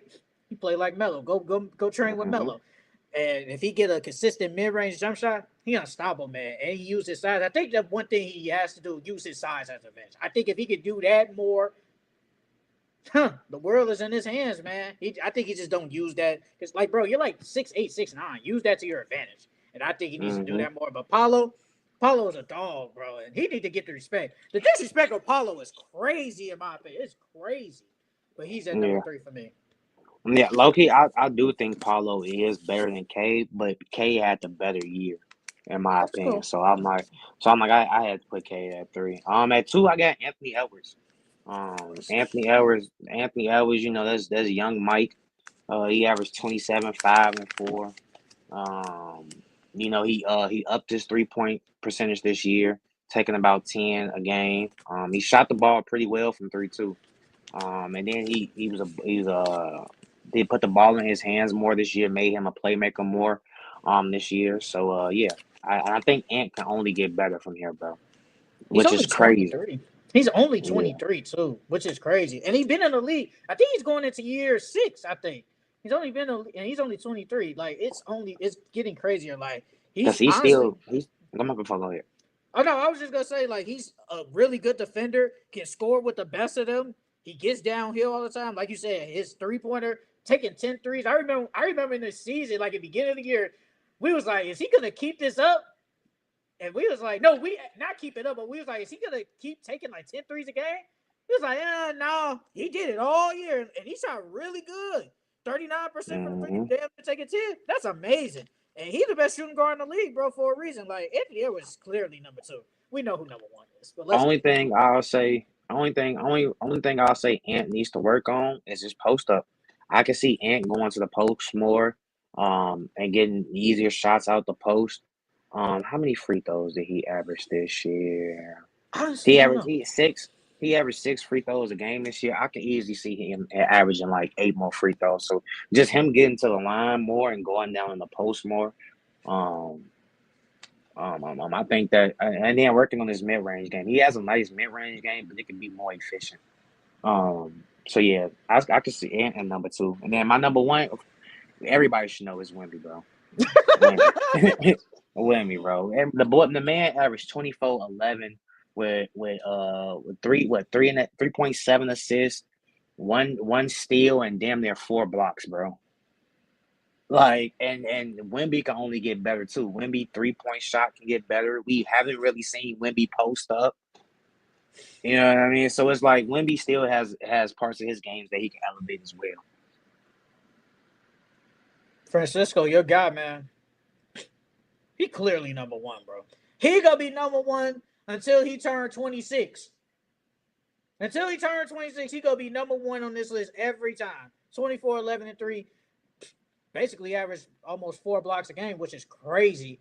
Bro, the man is a monster. And generational hater, you really are a hater. Talk about hating on Wemby. Putting up his record like his man ain't been in the league for only 2 years. That was some hating ass shit. That was hate for real. Like, bro, stop it. Wemby is clearly number 1, bro. And me personally, he might go next year, especially with a lot of injuries, as a top 10 player in the NBA. Yeah, and I'm like dead serious. He can really go into the year as a top 10 player in the NBA. No, he can. I'm not disagreeing with that at all. Francisco, where do you have Wemby in the league? I do want to ask. Where do you have him in the league? I do want to ask that. Because if mind you, if I had to go right now, I'd say he probably like at least probably 10 through 12. Yeah. Something around there. I would low-key say 9 through 12. Oh, wow. 9 through 12. 9. That's crazy, though. Like, you going into you basically only play a year and a half, and you can damn near say he a top 10 player in the NBA. Like, that's just how great he is, bro. It's that size, bro. It's that size, and then the skill set that he has for that size. Like, And you know what people gonna do? They want to push the agenda. People gonna say Chet better than Wemby. They gonna start pushing that agenda. he's not. He's not, bro. Bro, he's not. You I know they seen not. Miles Turner lock up Chet Holmgren. So if Miles Turner can lock up Chet Holmgren, I know for sure Wemby can. You know they gonna do it, especially with Chet winning his ring. You know they gonna Francisco push said that he agenda. think Wemby's 8 through 12. He damn near, shit, you could damn near say he top five, low key. They gonna start pushing them agendas, man.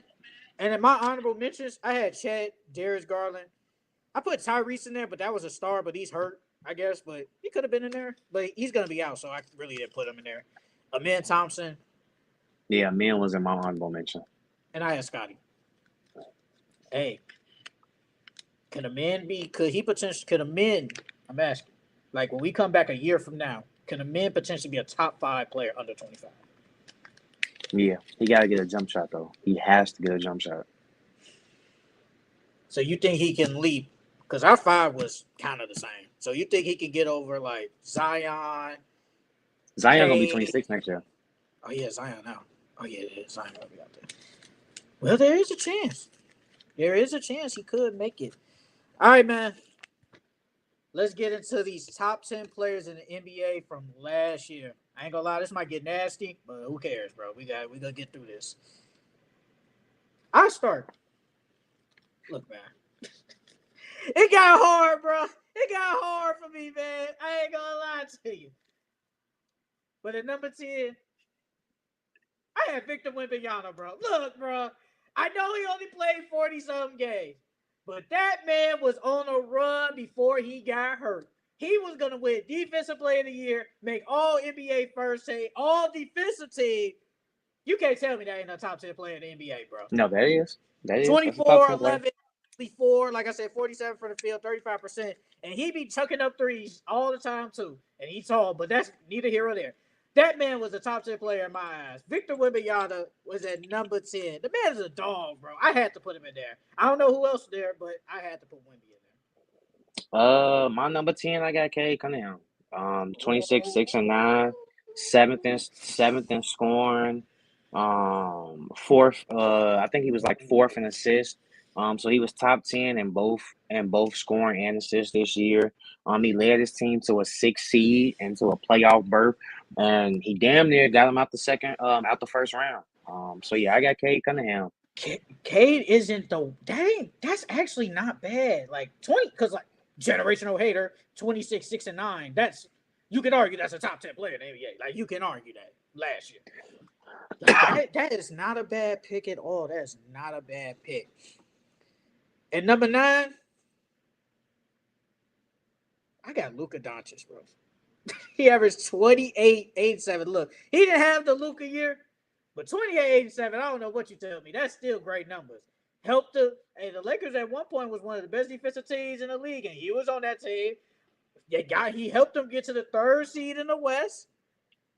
Luka Doncic was easily, in my opinion, a top 10 player. I know he only played like 50-something games, but he had to be in there, bro, because it's Luka. If Luka was healthy, he'd easily be top 3, but he can't for this purpose. He can't.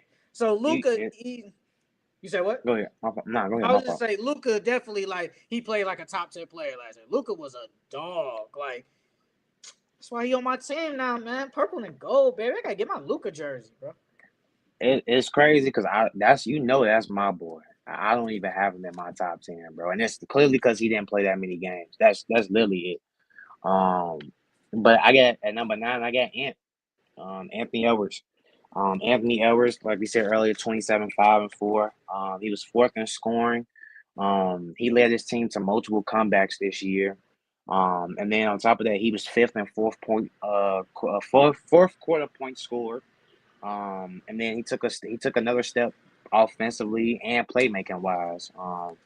And people didn't even have this team once they got Julius Randle. People didn't have this team making the Western Conference Finals, but he got them to the Western Conference Finals. So yeah, I got Ant in my number 9 spot. Jokic, Giannis, Shea, Luka, Tatum, and Brunson, the only ones clearly better than him. And then he is Who are the you talking about? cat. I think he's talking about Wemby. Is the cat LeBron, Curry, D. Mitch, and an AD category.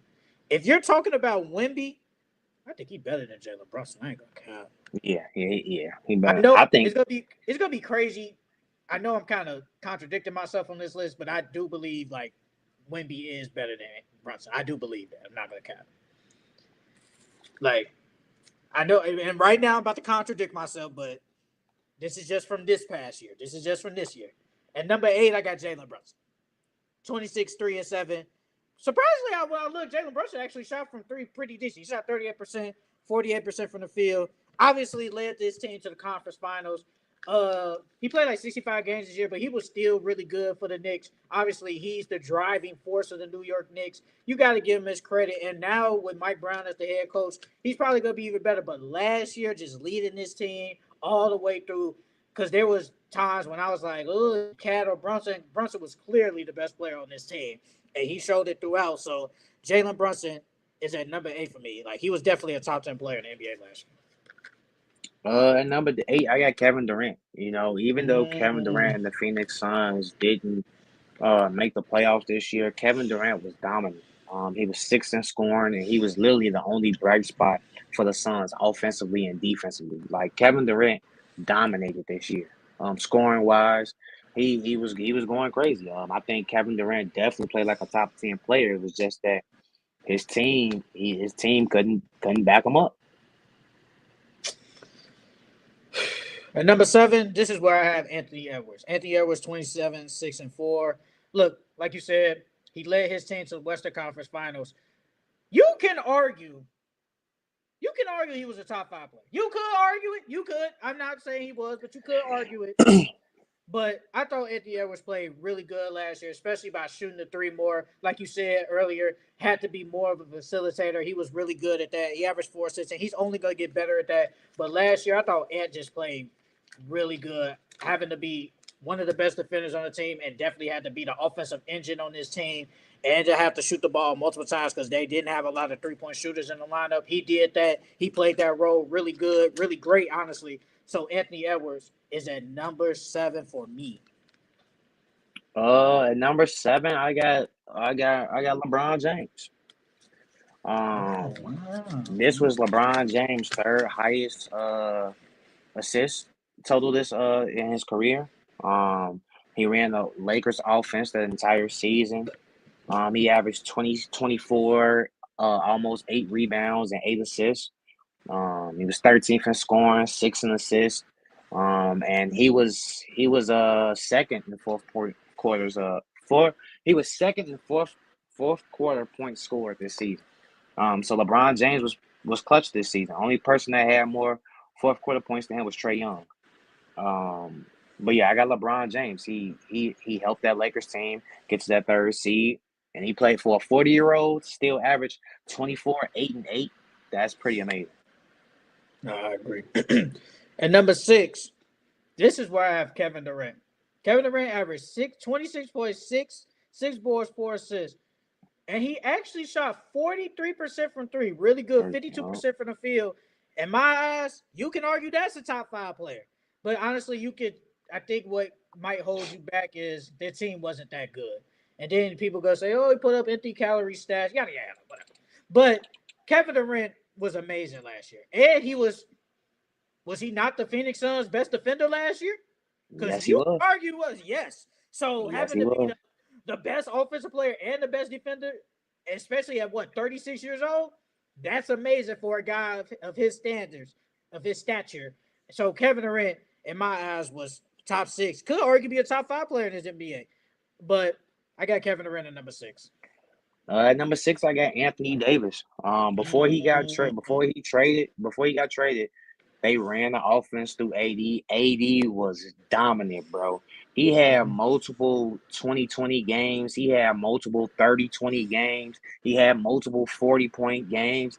And then when he got traded to the Mavericks, his first game, he had 26, 16, 7, and 7 with two from three. He was 11th in scoring. He was 7th in rebounding. He averaged 24, almost 12 rebounds, 3 assists, almost a block, 2 blocks and a steal. So Anthony Davis was dominant last season. He was in MVP talks to the start of the season. So yeah, I got Anthony Davis at 6. At number 5, I probably should have flip flopped it, but at this point it's too late. I got LeBron James, man. 24, 7, and 8, 51% from the field, 37% from three. At 40 years old, to basically, if you want to say he was the best player, then Luka was the best. It don't matter to me. But he was obviously one of the best 2 players on that team. Led the Lakers to the 3rd seed, having to play some defense, but still having to facilitate on that team, and still having to drop close to 25 points a night. Still the face of the league, obviously. LeBron James was really good last year for a 40-year-old player in the NBA. You can't take that away from him. I thought LeBron was really good last year. And obviously he's been a way better shooter recently in the past couple of years, and that has helped him. But I got LeBron James in my top 5. My number 5 spot, I got Karl Anthony Towns. Karl Anthony Towns, 24, 13, and 3. It was his highest rebound total of his career. He dominated the glass. He had multiple 20-20 games. He had multiple 30-20 games. He had 40-point games. He was 12th in scoring, 2nd in rebounding. Led the Knicks to a 3rd seed. Helped lead them to the Eastern Conference Finals. Karl Anthony Towns, you could arguably say this was Karl Anthony Towns' best season of his career. If it wasn't for him, the Knicks would not have gone that far last year. No, for real, though. That's true. Shout out to the 7 people in the stream. Now, I feel like at this point the consensus 4, but it might be Yeah, flip flop, but I think we got the same 4. We got the same yeah. 4. At number 4, I got Jason Tatum. My guy. That's Hmm. my guy. Basically my favorite player. He was amazing last year. This was probably one of his best all-around years in the league. 26, 9, and 6, 45% from the field. The only thing that was really bad last year was the 3-point percentage. Step back threes, you do all that. But last year, he didn't do as much, but he did, like when he saw a mismatch, he did go downhill, but that was still something he didn't want to take advantage of. But I thought Jason Tatum was amazing last year, bro. And people hate on him for some reason. Don't ask me why, I don't know. But he was great last year. He was easily a top 5 player in the NBA last year. Like when you average those numbers, basically average almost a double-double in my opinion, and especially when the Celtics won 60 games last year, 2nd seed in the East. Jason Tatum easily top 4 in the NBA. Like monster dog. I'm so sad he hurt, bro. I'm sorry. Yeah, my number 4, I got Jason Tatum. The only thing that I can add to that is basically he was on a vengeance tour. After how they treated him in the Olympics and how people was dogging his name, he came out for vengeance. He was the bright spot for the Celtics the entire season because Jalen Brown had an off season. Um, and it's crazy. Some people saying that Jalen Brown was the best player on that team, and that's fucking ridiculous. But yeah, that's the only other thing I could really add. Jason Tatum, he was on the Avengers tour. He made it apparent that I'm coming into this next season. And I'm gonna show y'all why I'm a top 5 player in this league. Now this, I don't know. But at number 3, I got SGA. I do have SGA at number 3. I know he averaged 35 and 6, shot 51% from the field, 37%. And he was the MVP, won the finals MVP. Yeah, I get all that. But the 2 people in front of him, I just don't think he was better than them. I just don't believe that. That's my opinion. But I do think Shea, as a good defender, he might not have been top 3 defender on his team, but he's still a good defender and one of the best offensive engines in the league. I think he was amazing last year, had a special year. And shout out to him for making the cover of NBA of 2K. Shout out to him. But I do believe he was a dog last year, won the MVP rightfully, but I got him at number 3. I do have him at number 3, bro. At my number 3 spot, I got Giannis. Giannis 30, 12, and 6. He shot 60% from the field on 20 shots, which is amazing. He was 2nd in scoring, 6th in rebounding. And he helped lead his team to the 5th seed in the East. I got him at number 3 only because I felt like the Bucks should have been better than what they were. They should have been better than the 5th seed, and they weren't. And then Giannis kind of started the season off slow, but he picked it up. But yeah, I got Giannis at my number 3 spot. At number 2, this is where I got Giannis Antetokounmpo, man. 30, 12, and 6, 60 from the field. Still dominant, bro. Look, as long as Giannis is playing, he's easily gonna be a top 3 player in the NBA. And I thought he was last year. I thought he was arguably second or third best in the league, but I got him at number 2, man. Giannis dominates the game by just going to the rack, and when he needs to pass like he did in the playoffs, he's gonna pass. He's gonna facilitate more. If he wants to dominate the rebound, and don't forget on the defensive end, he's gonna do that. He dominates the game in so many different ways. But I thought he was the second best player in the NBA last year. Some people might have him number 1, but that's neither here or there. But Giannis is number 2 on my list. This one might cause a little controversy. Number 2, I got Nikola Jokic. I know he almost averaged a 30-point triple double. He shot 57 from the field, 41 from 3, 80 from the free throw. He single handedly, because they started off slow, and he single handedly brought that Nuggets team to the 4th seed in the West. He's third in scoring, third in rebound, and second in assist. Jokic is a monster. He's dominant. But yeah, I got him at my number 2 spot. Well, at number 1, I got Nikola Jokic. 29, 12, and 10, basically. 57% from the field, 41% from 3. And I think he averaged like close to 2 steals a game. The man was all around great last year. In my opinion, he's the best player in the NBA. I feel like until I see this man slow down, I don't think no one's gonna overtake him. Like, he is clearly the best player in the NBA. And all year it was him or SGA as the MVP. And in early, I had Jokic, but I thought Jokic was just the best player in the NBA last year, and he was a dog. Should have had a 30-point triple double, but I'm rounded up. So he had 30, 12, and 10. Jokic number 1 on my list last year as the best player in the NBA. Well, obviously number 1 on my list is SGA. 32, 5 and 6, 51 from the 3. 51 from the field, 37 from 3, 87 from free throw. He led his team to the best record in the in the league. He was an MVP. Led the NBA in scoring. I think he had a better year than Nikola Jokic. You lead your team to number 1 in the a deep Western Conference Finals. You lead your team to the finals, win Finals MVP. I think SGA was just dominant the entire season. No one could stop him. No one could stay in front of him. And like you said earlier, defensively, he wasn't the best defender on this team, but he was a great defender this year as well. So yeah, I got SGA in my number 1 spot. You think going into the year SGA, because did you hear like he said he's the best player like in the NBA? You think he's like going into next year he's the best player in the NBA? No, but this past season I definitely thought he was the best player in the NBA. No, I'm cool with that. I'm talking about next year. No. So you still got Jokic 1. Yeah, Jokic. Yeah, Jokic gonna be 1 next year. Going into next year, Jokic is gonna be 1. And Giannis. My boy Luka gonna be in there too. Be in there. Luka is easily we know Luka like. Well, see, Joel Embiid should be in top 4, but it's so iffy with him. So Luka definitely top 3. When he top 3 easily. He's right. I was just like, SGA, and I get it. You won everything, and it's like he said, I consider myself the best player in the NBA, and it's like you should. Yeah, you should. I just don't think you better than Jokic. I just don't think you better than that. Like, Jokic is a dog, bro. Like, Shea above Jokic unsubscribing. Don't do that. Don't do that. But that's it for our list. Now, I do want to talk about some other things.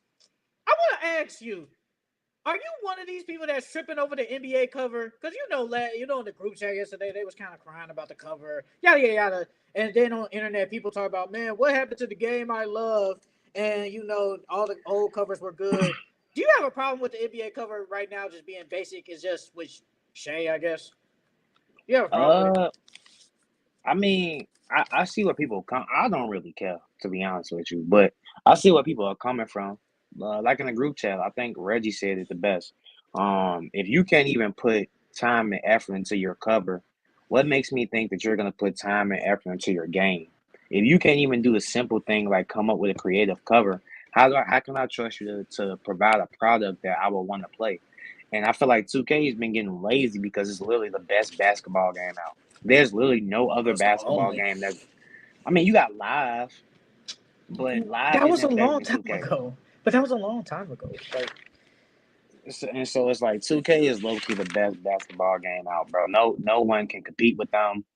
But I don't really care because at the end of the day, I'm still gonna buy 2K. So I don't really care. hey, Francisco, no Angel Reese slander. She been hooping. No Angel Reese slander. But also Angel Reese, man. Do you imagine putting Drummond in 2K16? Like, bruh. No. Forget Angel. Well, let me say this first. With the cover, me personally, I don't care. And the thing is, with 2K, you know what it is. This is every year. Y'all complain about the same things every year. Y'all ask like, "Hey, remove this or do this." You know they're not gonna do it, but it's like you're gonna buy the game because what else you gonna play, bro? Every dude loves basketball, so what else you gonna play? And I just didn't think the cover was this big of a deal. Now I know I It saw wasn't people. that bad though. It I wasn't think that bad. But I think it's just because it's SGA, and then it's just a whole bunch of people in the background that people talk about. It's Al Horford in the back, and it is actually him. I thought that was Chris Middleton, and like in No, the front, like it is. I know in the back was Al Horford, but I'm talking about like in front of him. I thought that was Chris Middleton. I don't know that part. I just know in the back. But then people said last year the cover was like not good. Then they showed the other covers. I think the one with Booker was good. The one with Giannis was good. And all the old covers, they were good. But it's like, bro, y'all still go buy the game. I just didn't think the cover was this like deal breaker. Like, you're still gonna buy the game regardless. No matter how much you hate it, no matter how much they don't listen to y'all, you still gonna buy the game and you still gonna play it faithfully. Just like the people in our group chat. Bro, they probably think that game bogus, but they still gonna buy that game regardless. So it don't even matter to me. But Angel Reese, bro, Angel Reese been hooping. She been hooping. We Bro, gotta she put had some like respect. 15 plus rebounds, like the last 5 to 7 games. Yes. Bro, Yeah, bro. Angel Reese been on. Bro, She Angel be hitting Reese her looks like layups. Angel Reese looks like a top 5 player in the W. Real talk. And I'm dead serious. Like, she been hooping. Bro, she just announced her signature shoe. And she on the cover of the WNBA version. And she was named an all-star for the second year in a row. Bro, Angel Reese has been amazing. Put some respect on her name, bro. Hey, What she side say? note. Me bounce. Me bounce. Side note. You think Caitlin Clark deserved to be a All-Star this year, bro? Off her Because play? she really, off her play, she really hasn't been hooping, bro. If we being Angel Reese has been playing better than her this year. If we being honest. If we being honest. Caitlin Clark kind of been ass. I ain't gonna lie. And she been hurt. That's I think that's part of it. She's been hurt a lot this season. How many games has she played, bro? Bro, she's played. Let me see. Because she's averaging 17, 5, and 8 with a steal. She's only played 10 games out of, I think they played like almost close to 20 games. Yeah, bro, that's not it. Paige been better than her. No cap. Yeah, Paige has. Paige been hooping. Paige been freaking I didn't hooping. think Paige was. I thought this was gonna be like. I knew she was gonna come in and play decent, but I didn't think she was gonna play this well. Paige might be my favorite player in the W, bro. I'm But just waiting Angel, on Juju. I know you are. That's gonna be your favorite player in the W. Yes. Is she gonna come in like how Paige is? Or I think she's gonna better? come in better. I think she's gonna come in better. I want to see her with the Chicago Sky. I need the Chicago Sky to be Oh ass for 2 wow. more seasons. I need them to be ass for 2 more seasons. Hey, Juju and hey. Come on now. That's like Shaq and Kobe. And we got Cardoso back too. Hey. I think we need to flip one of them. I ain't gonna lie. Well, not Angel Reese, but I think we need to flip Cardoso. I think Angel Reese is best at the 5, bro. Angel Reese. Bro, Angel Reese out there. Who's and she doing that against girls that's bigger than her, bro. Because I think Angel Reese is only like 6'2", 6'3". I thought she was taller than that. 6'3". Yeah. And she rebounding better than girls that's bigger than her. Bro, she been giving you 10 and 19, 18, 17, 17, 18, 24, 16, 16, 17, 22 and 15, and 15 and 11. Yeah, she hooping, bro. This is what we Hey, expected from her, though. hey, but that early in the year, bro, it got rough. It was rough early in the year. It was rough. But Asia Reese been hooping, bro. And the Aces, they kind of bad. I ain't gonna lie, they bad. They bad. Hey, I They are, think that with them trading Kelsey Plum, I think that hurt them, bro. I think that really hurt them. bro. Jackie Young, she kind of sucks. She kind of sucks Jewel right now. Lloyd ain't been doing nothing either. Not Jackie Young. That's who I meant. Jewel Lloyd. Jewel Lloyd, not Jewel Lloyd, Jackie. Jewel Lloyd. Oh, she she kind of ain't been bad, doing nothing. bro. She's just out there running around. She's just out there running around. You know what surprised me though? The Valkyrie are actually good. I did not think they was gonna be this good They their first year, are. bro. They 10 and They 9. it's their defense, and bro, it's their defense. They defense is low key a top defense in the W. They're only giving up. They actually points per game. They're the second lowest, 77. Yeah, 77. they defense is good. But I do want to ask you, and it as not a topic, but Kevin been bringing it up a lot lately. You know, with players and like they coming in here like the unprivileged players. So like on Gil's Arena, they was talking about it. And then on Twitter, they said Gilbert Arenas reacts to Kenyon Martin and Rashad McCann's claim that modern NBA players raised with wealth lack the same drive as those who grew up with little. Do you I agree agree. with that? You agree with No, that? I agree. I agree. I think that because it's hard, it's where you're gonna get your it factor, like your will from, your driving factor from. Because you're wealthy, you got everything that you need already. So what are you really fighting for? You know what I mean? Like you don't have to. If your dad was a NBA player, you don't have to play basketball. You know what I mean? You can literally do whatever you want because your dad's already rich. Versus guys who had to get out the mud, who were poor, who came from nothing. You know, this is in their eyes, they only take it out. You know, so they're fighting for it. They care more. Whereas, guys that are wealthy, they don't really have a love for the game for real, for real. It's like in order to get that driving factor, you literally have to love the game. That's the only way. If you're wealthy, the only way you have to either that I or you have to find something else to motivate you. I was watching like I was watching their clip and you can go on there and watch it too. Like they did have a segment like for that on YouTube. And like Gil was basically saying like the people that are wealthy, you know, if they're wealthy and they didn't like have to come up from nothing, he basically said like those guys like actually like real they do love the game for real for real. Then he was like the people who come from little, like I'm paraphrasing. I will have to go back and watch, but he was like the people that come from little. It's like man, once they be so they get all this money, and then once they say get that contract, it's like they just be satisfied. Like they just be satisfied because it's like this is the most I've ever seen in my life. Yeah, wealthy is like I've seen money, I've had a good life, but it's like if I'm wealthy, I legit love the game of basketball because that's gonna feel me like you just said. And the only thing that could feel me from if you came from like the hood is basketball, but I could get fueled from something else. But if I'm from wealthy place like hypothetically Bronny, I think Bronny loves the game, and it's like he don't have to play basketball, but I think he just loves the game of basketball, even though he's wealthy. I feel like it can go both ways. Like the Mm-hmm. guys who didn't come for anything, like yeah, this is the most money you ever seen. So yeah, you can get complacent, but on top of that, you gonna want more money. You know what I mean? So even if you do get that first big paycheck, you still gonna want to get more money after that and after that. Versus guys who are wealthy, like yeah, the only way for you to they might love the game more, but at the same time, they might not care about the game because it's like a 9 times out of 10, they make it to the league off their name alone. You know what I Mm-hmm. mean? Either that, and then they're bigger, stronger, and more athletic because of their genetics than other guys. But they could easily just give up on the game too because it's like I don't have to really love the game to, make it to the NBA or get a shot at the NBA. You know what I mean? And then on top of that, once I make it, they don't really have to care anymore because it's like I'm already rich. Like I don't have to work that hard. You know what I mean? I don't have to put in the time and the effort for real, for real. I'm already wealthy. I can lead the NBA tomorrow and still be a millionaire. So I feel like it can go both ways.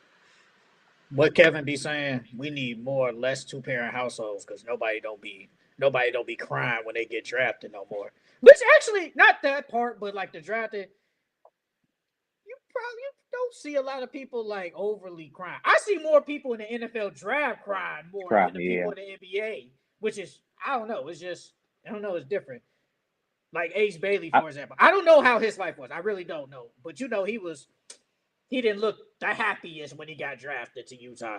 But some people, man, they be balling out crying they got drafted out just anywhere. for instance, like VJ. VJ came from nothing, bro. Like, they had the whole story about his mom, him and his mom living on a generator for 7 years. Like, That's he crazy. came from nothing, bro. And I think that he loves the game. Because if you come from nothing, bro, you have to have some type of love for the game because you have to get better and better and better in order to get a high draft, to either get a scholarship to one of those big colleges, and you have to keep working on your game and loving the game if you want to be a top 5 pick in the NBA and so forth and so on, G. So, like, I feel like the guys who come from nothing have the better mentality. That's just my opinion, though. No, I get it. So we need less two parent households. I wouldn't say all that. I wouldn't say all that. I have one more thing, but I think we can. I think we can go. It was basically about Kobe. I don't know if you saw all that slander about Kobe on the And T Mac, timeline. Yes, and how people are disrespecting Kobe now, and I think it's somewhat crazy because it's like what well T Mac was saying if I would have played with Shaq, I could have won 3 rings, and now they're basically taxing that on Kobe, and Kobe like really not I don't want to say all that, but it's like he basically played with Shaq. That's where he's at. If T Mac would have did it would have been the same thing. And I don't agree with that honestly. I think the Kobe disrespect is actually kind of crazy. Like Kobe was great. Like don't get me wrong. He's not my favorite player. He's definitely in my top 10. He I just respect him. Now, do I hate the Kobe fans? I despise them. I do hate them. I just don't like them dudes at all. I don't. Because they think that Kobe was doing everything on his own, and that's just not true. And that's why that pisses me off. But the Kobe disrespect is crazy. He was a great defender, one of the greatest scorers ever. And yes, he did play with Shaq, but I think we shouldn't tax that on Shaq because Shaq kind of left and won 1 ring, but didn't do nothing else. So I'm not gonna do that. So the Kobe disrespect is kind of crazy in my opinion. wait, you don't agree that T Mac could have got 3 rings too if he played with Shaq? Because I think he Do could you have. think you think he could have three-peated like how Kobe was? If he, I'm not gonna say I don't think he could have three-peated, but I definitely think T Mac could have won at least 3 rings I with think he Shaq could have for won sure. one. I think it's a chance they win 1 or 2. I don't think they Because three-peating like that. That's just me. because like if they not I wouldn't say they're the same player because Kobe was the better defender than T Mac, but T Mac was a hell of a scorer, bro. He was a hell of a scorer. He would have put up the same stats, if not better, if he was a better passer than Kobe too. So I mean I agree. I think T Mac could have won championships with Shaq too. I don't know if he could have three-peated, but I definitely think he could have won championships with Shaq for sure. But yeah, the Kobe slander is crazy. To me, Kobe should be in the top 5, bro. I'm not gonna lie, Kobe was that great, bro. He was that great, and like you said, the them saying that he did it on his own. That's not true either. Like you said, on top of that, bro, people are forgetting like Kobe helped Shaq. Even though Kobe had Shaq, Shaq wouldn't have won no rings without Kobe. Like if Kobe didn't do all those things that he did, they wouldn't have won those rings either. Like let's just be honest. So it's like you can't say Kobe. I mean, Shaq saved Kobe's career or Shaq got Kobe those rings because that's not true. It was an equal. It was an equal thing. Yes, Shaq was the better player, but I mean at that time point in time, but Kobe was still. I don't think it was like a Batman and Robin. You know what I mean? I think it was like a 1A 1B type of thing. No, for real though. Like I and the thing is, like I'm really seeing now, like people are saying like Kobe is getting the disrespect now because he passed away. I've been seeing that. I've been seeing that a lot. And I just don't know where this came from. I don't know. This was even before the I T don't Mac break. either. And people are Yeah. starting to move him down the list. And it's like, bro, Kobe is in the top 10. Wherever you got him at, he in the top 10 somewhere. For me, Rip, I would say he's probably at least 6 or 7. That's just me. He's 6 or 7. He's one of them. But he's in the top 10. If you got him out of the top 10, I think you're just hating. Like, I really think you're just hating. Yeah. I really believe that. There's no way that dude should be out of your top 10. No way. Because if you think about it, bro, when you think of the greatest players of all time, bro, Kobe is in that conversation. And if Kobe is in that conversation, how the hell do you have him outside of the top 10? Yeah, that's crazy. But some people don't got him. Like, I mean, you have him at top 5. I have him at 6 or 7. There's some people like, Chill Sound, he got him out of the top 10. He don't got him in the top 10. T-Mac, because they three-peated in, what was it, 90. I don't want to be wrong. Oh, I got you. Was it 98, 99, 2000? Or was that? I don't think it was that. It was 99. It was 99, okay, 2000, and 2001. T-Mac averaged from 99. He averaged 15. Then 2000 he averaged 26. 2001. Wait. Yeah, you said 99. So 99 to 2001. Yep. So 99 he averaged 15. 2000, 26, 25. And I think Kobe averaged almost close to 30. So it's like, What did T-Mac? Because they lost in the conference semi. The conference semis. I don't think he never made it the first round. I don't think he never made out the first round. Who? T-Mac? T-Mac. I think he. No, I'm saying like if we switched them. Oh. If we switched them. So like in 99, Kobe averaged 22. In 2000, Kobe averaged 28. And 2001, Kobe averaged 25. And 2002, Kobe averaged 30. Man, Kobe was a dog. Where did T-Mac average? Tracy McGrady. 99, T-Mac averaged 15, 26, 25, and then he averaged 32 in 2002. So it's like, bro, it's not too far-fetched, if we being honest. So you think... Like that 99 season, probably not. But that 2000, 2001, and 2002 seasons... T-Mac 26, 25, 32, Kobe was 28, 25, 30. Like, it's not too far-fetched to say Tracy McGrady could have won at least one championship during that time, bro. I think he could have won. That's not crazy, baby. I just don't think he would have won 3 like he said. I don't believe that.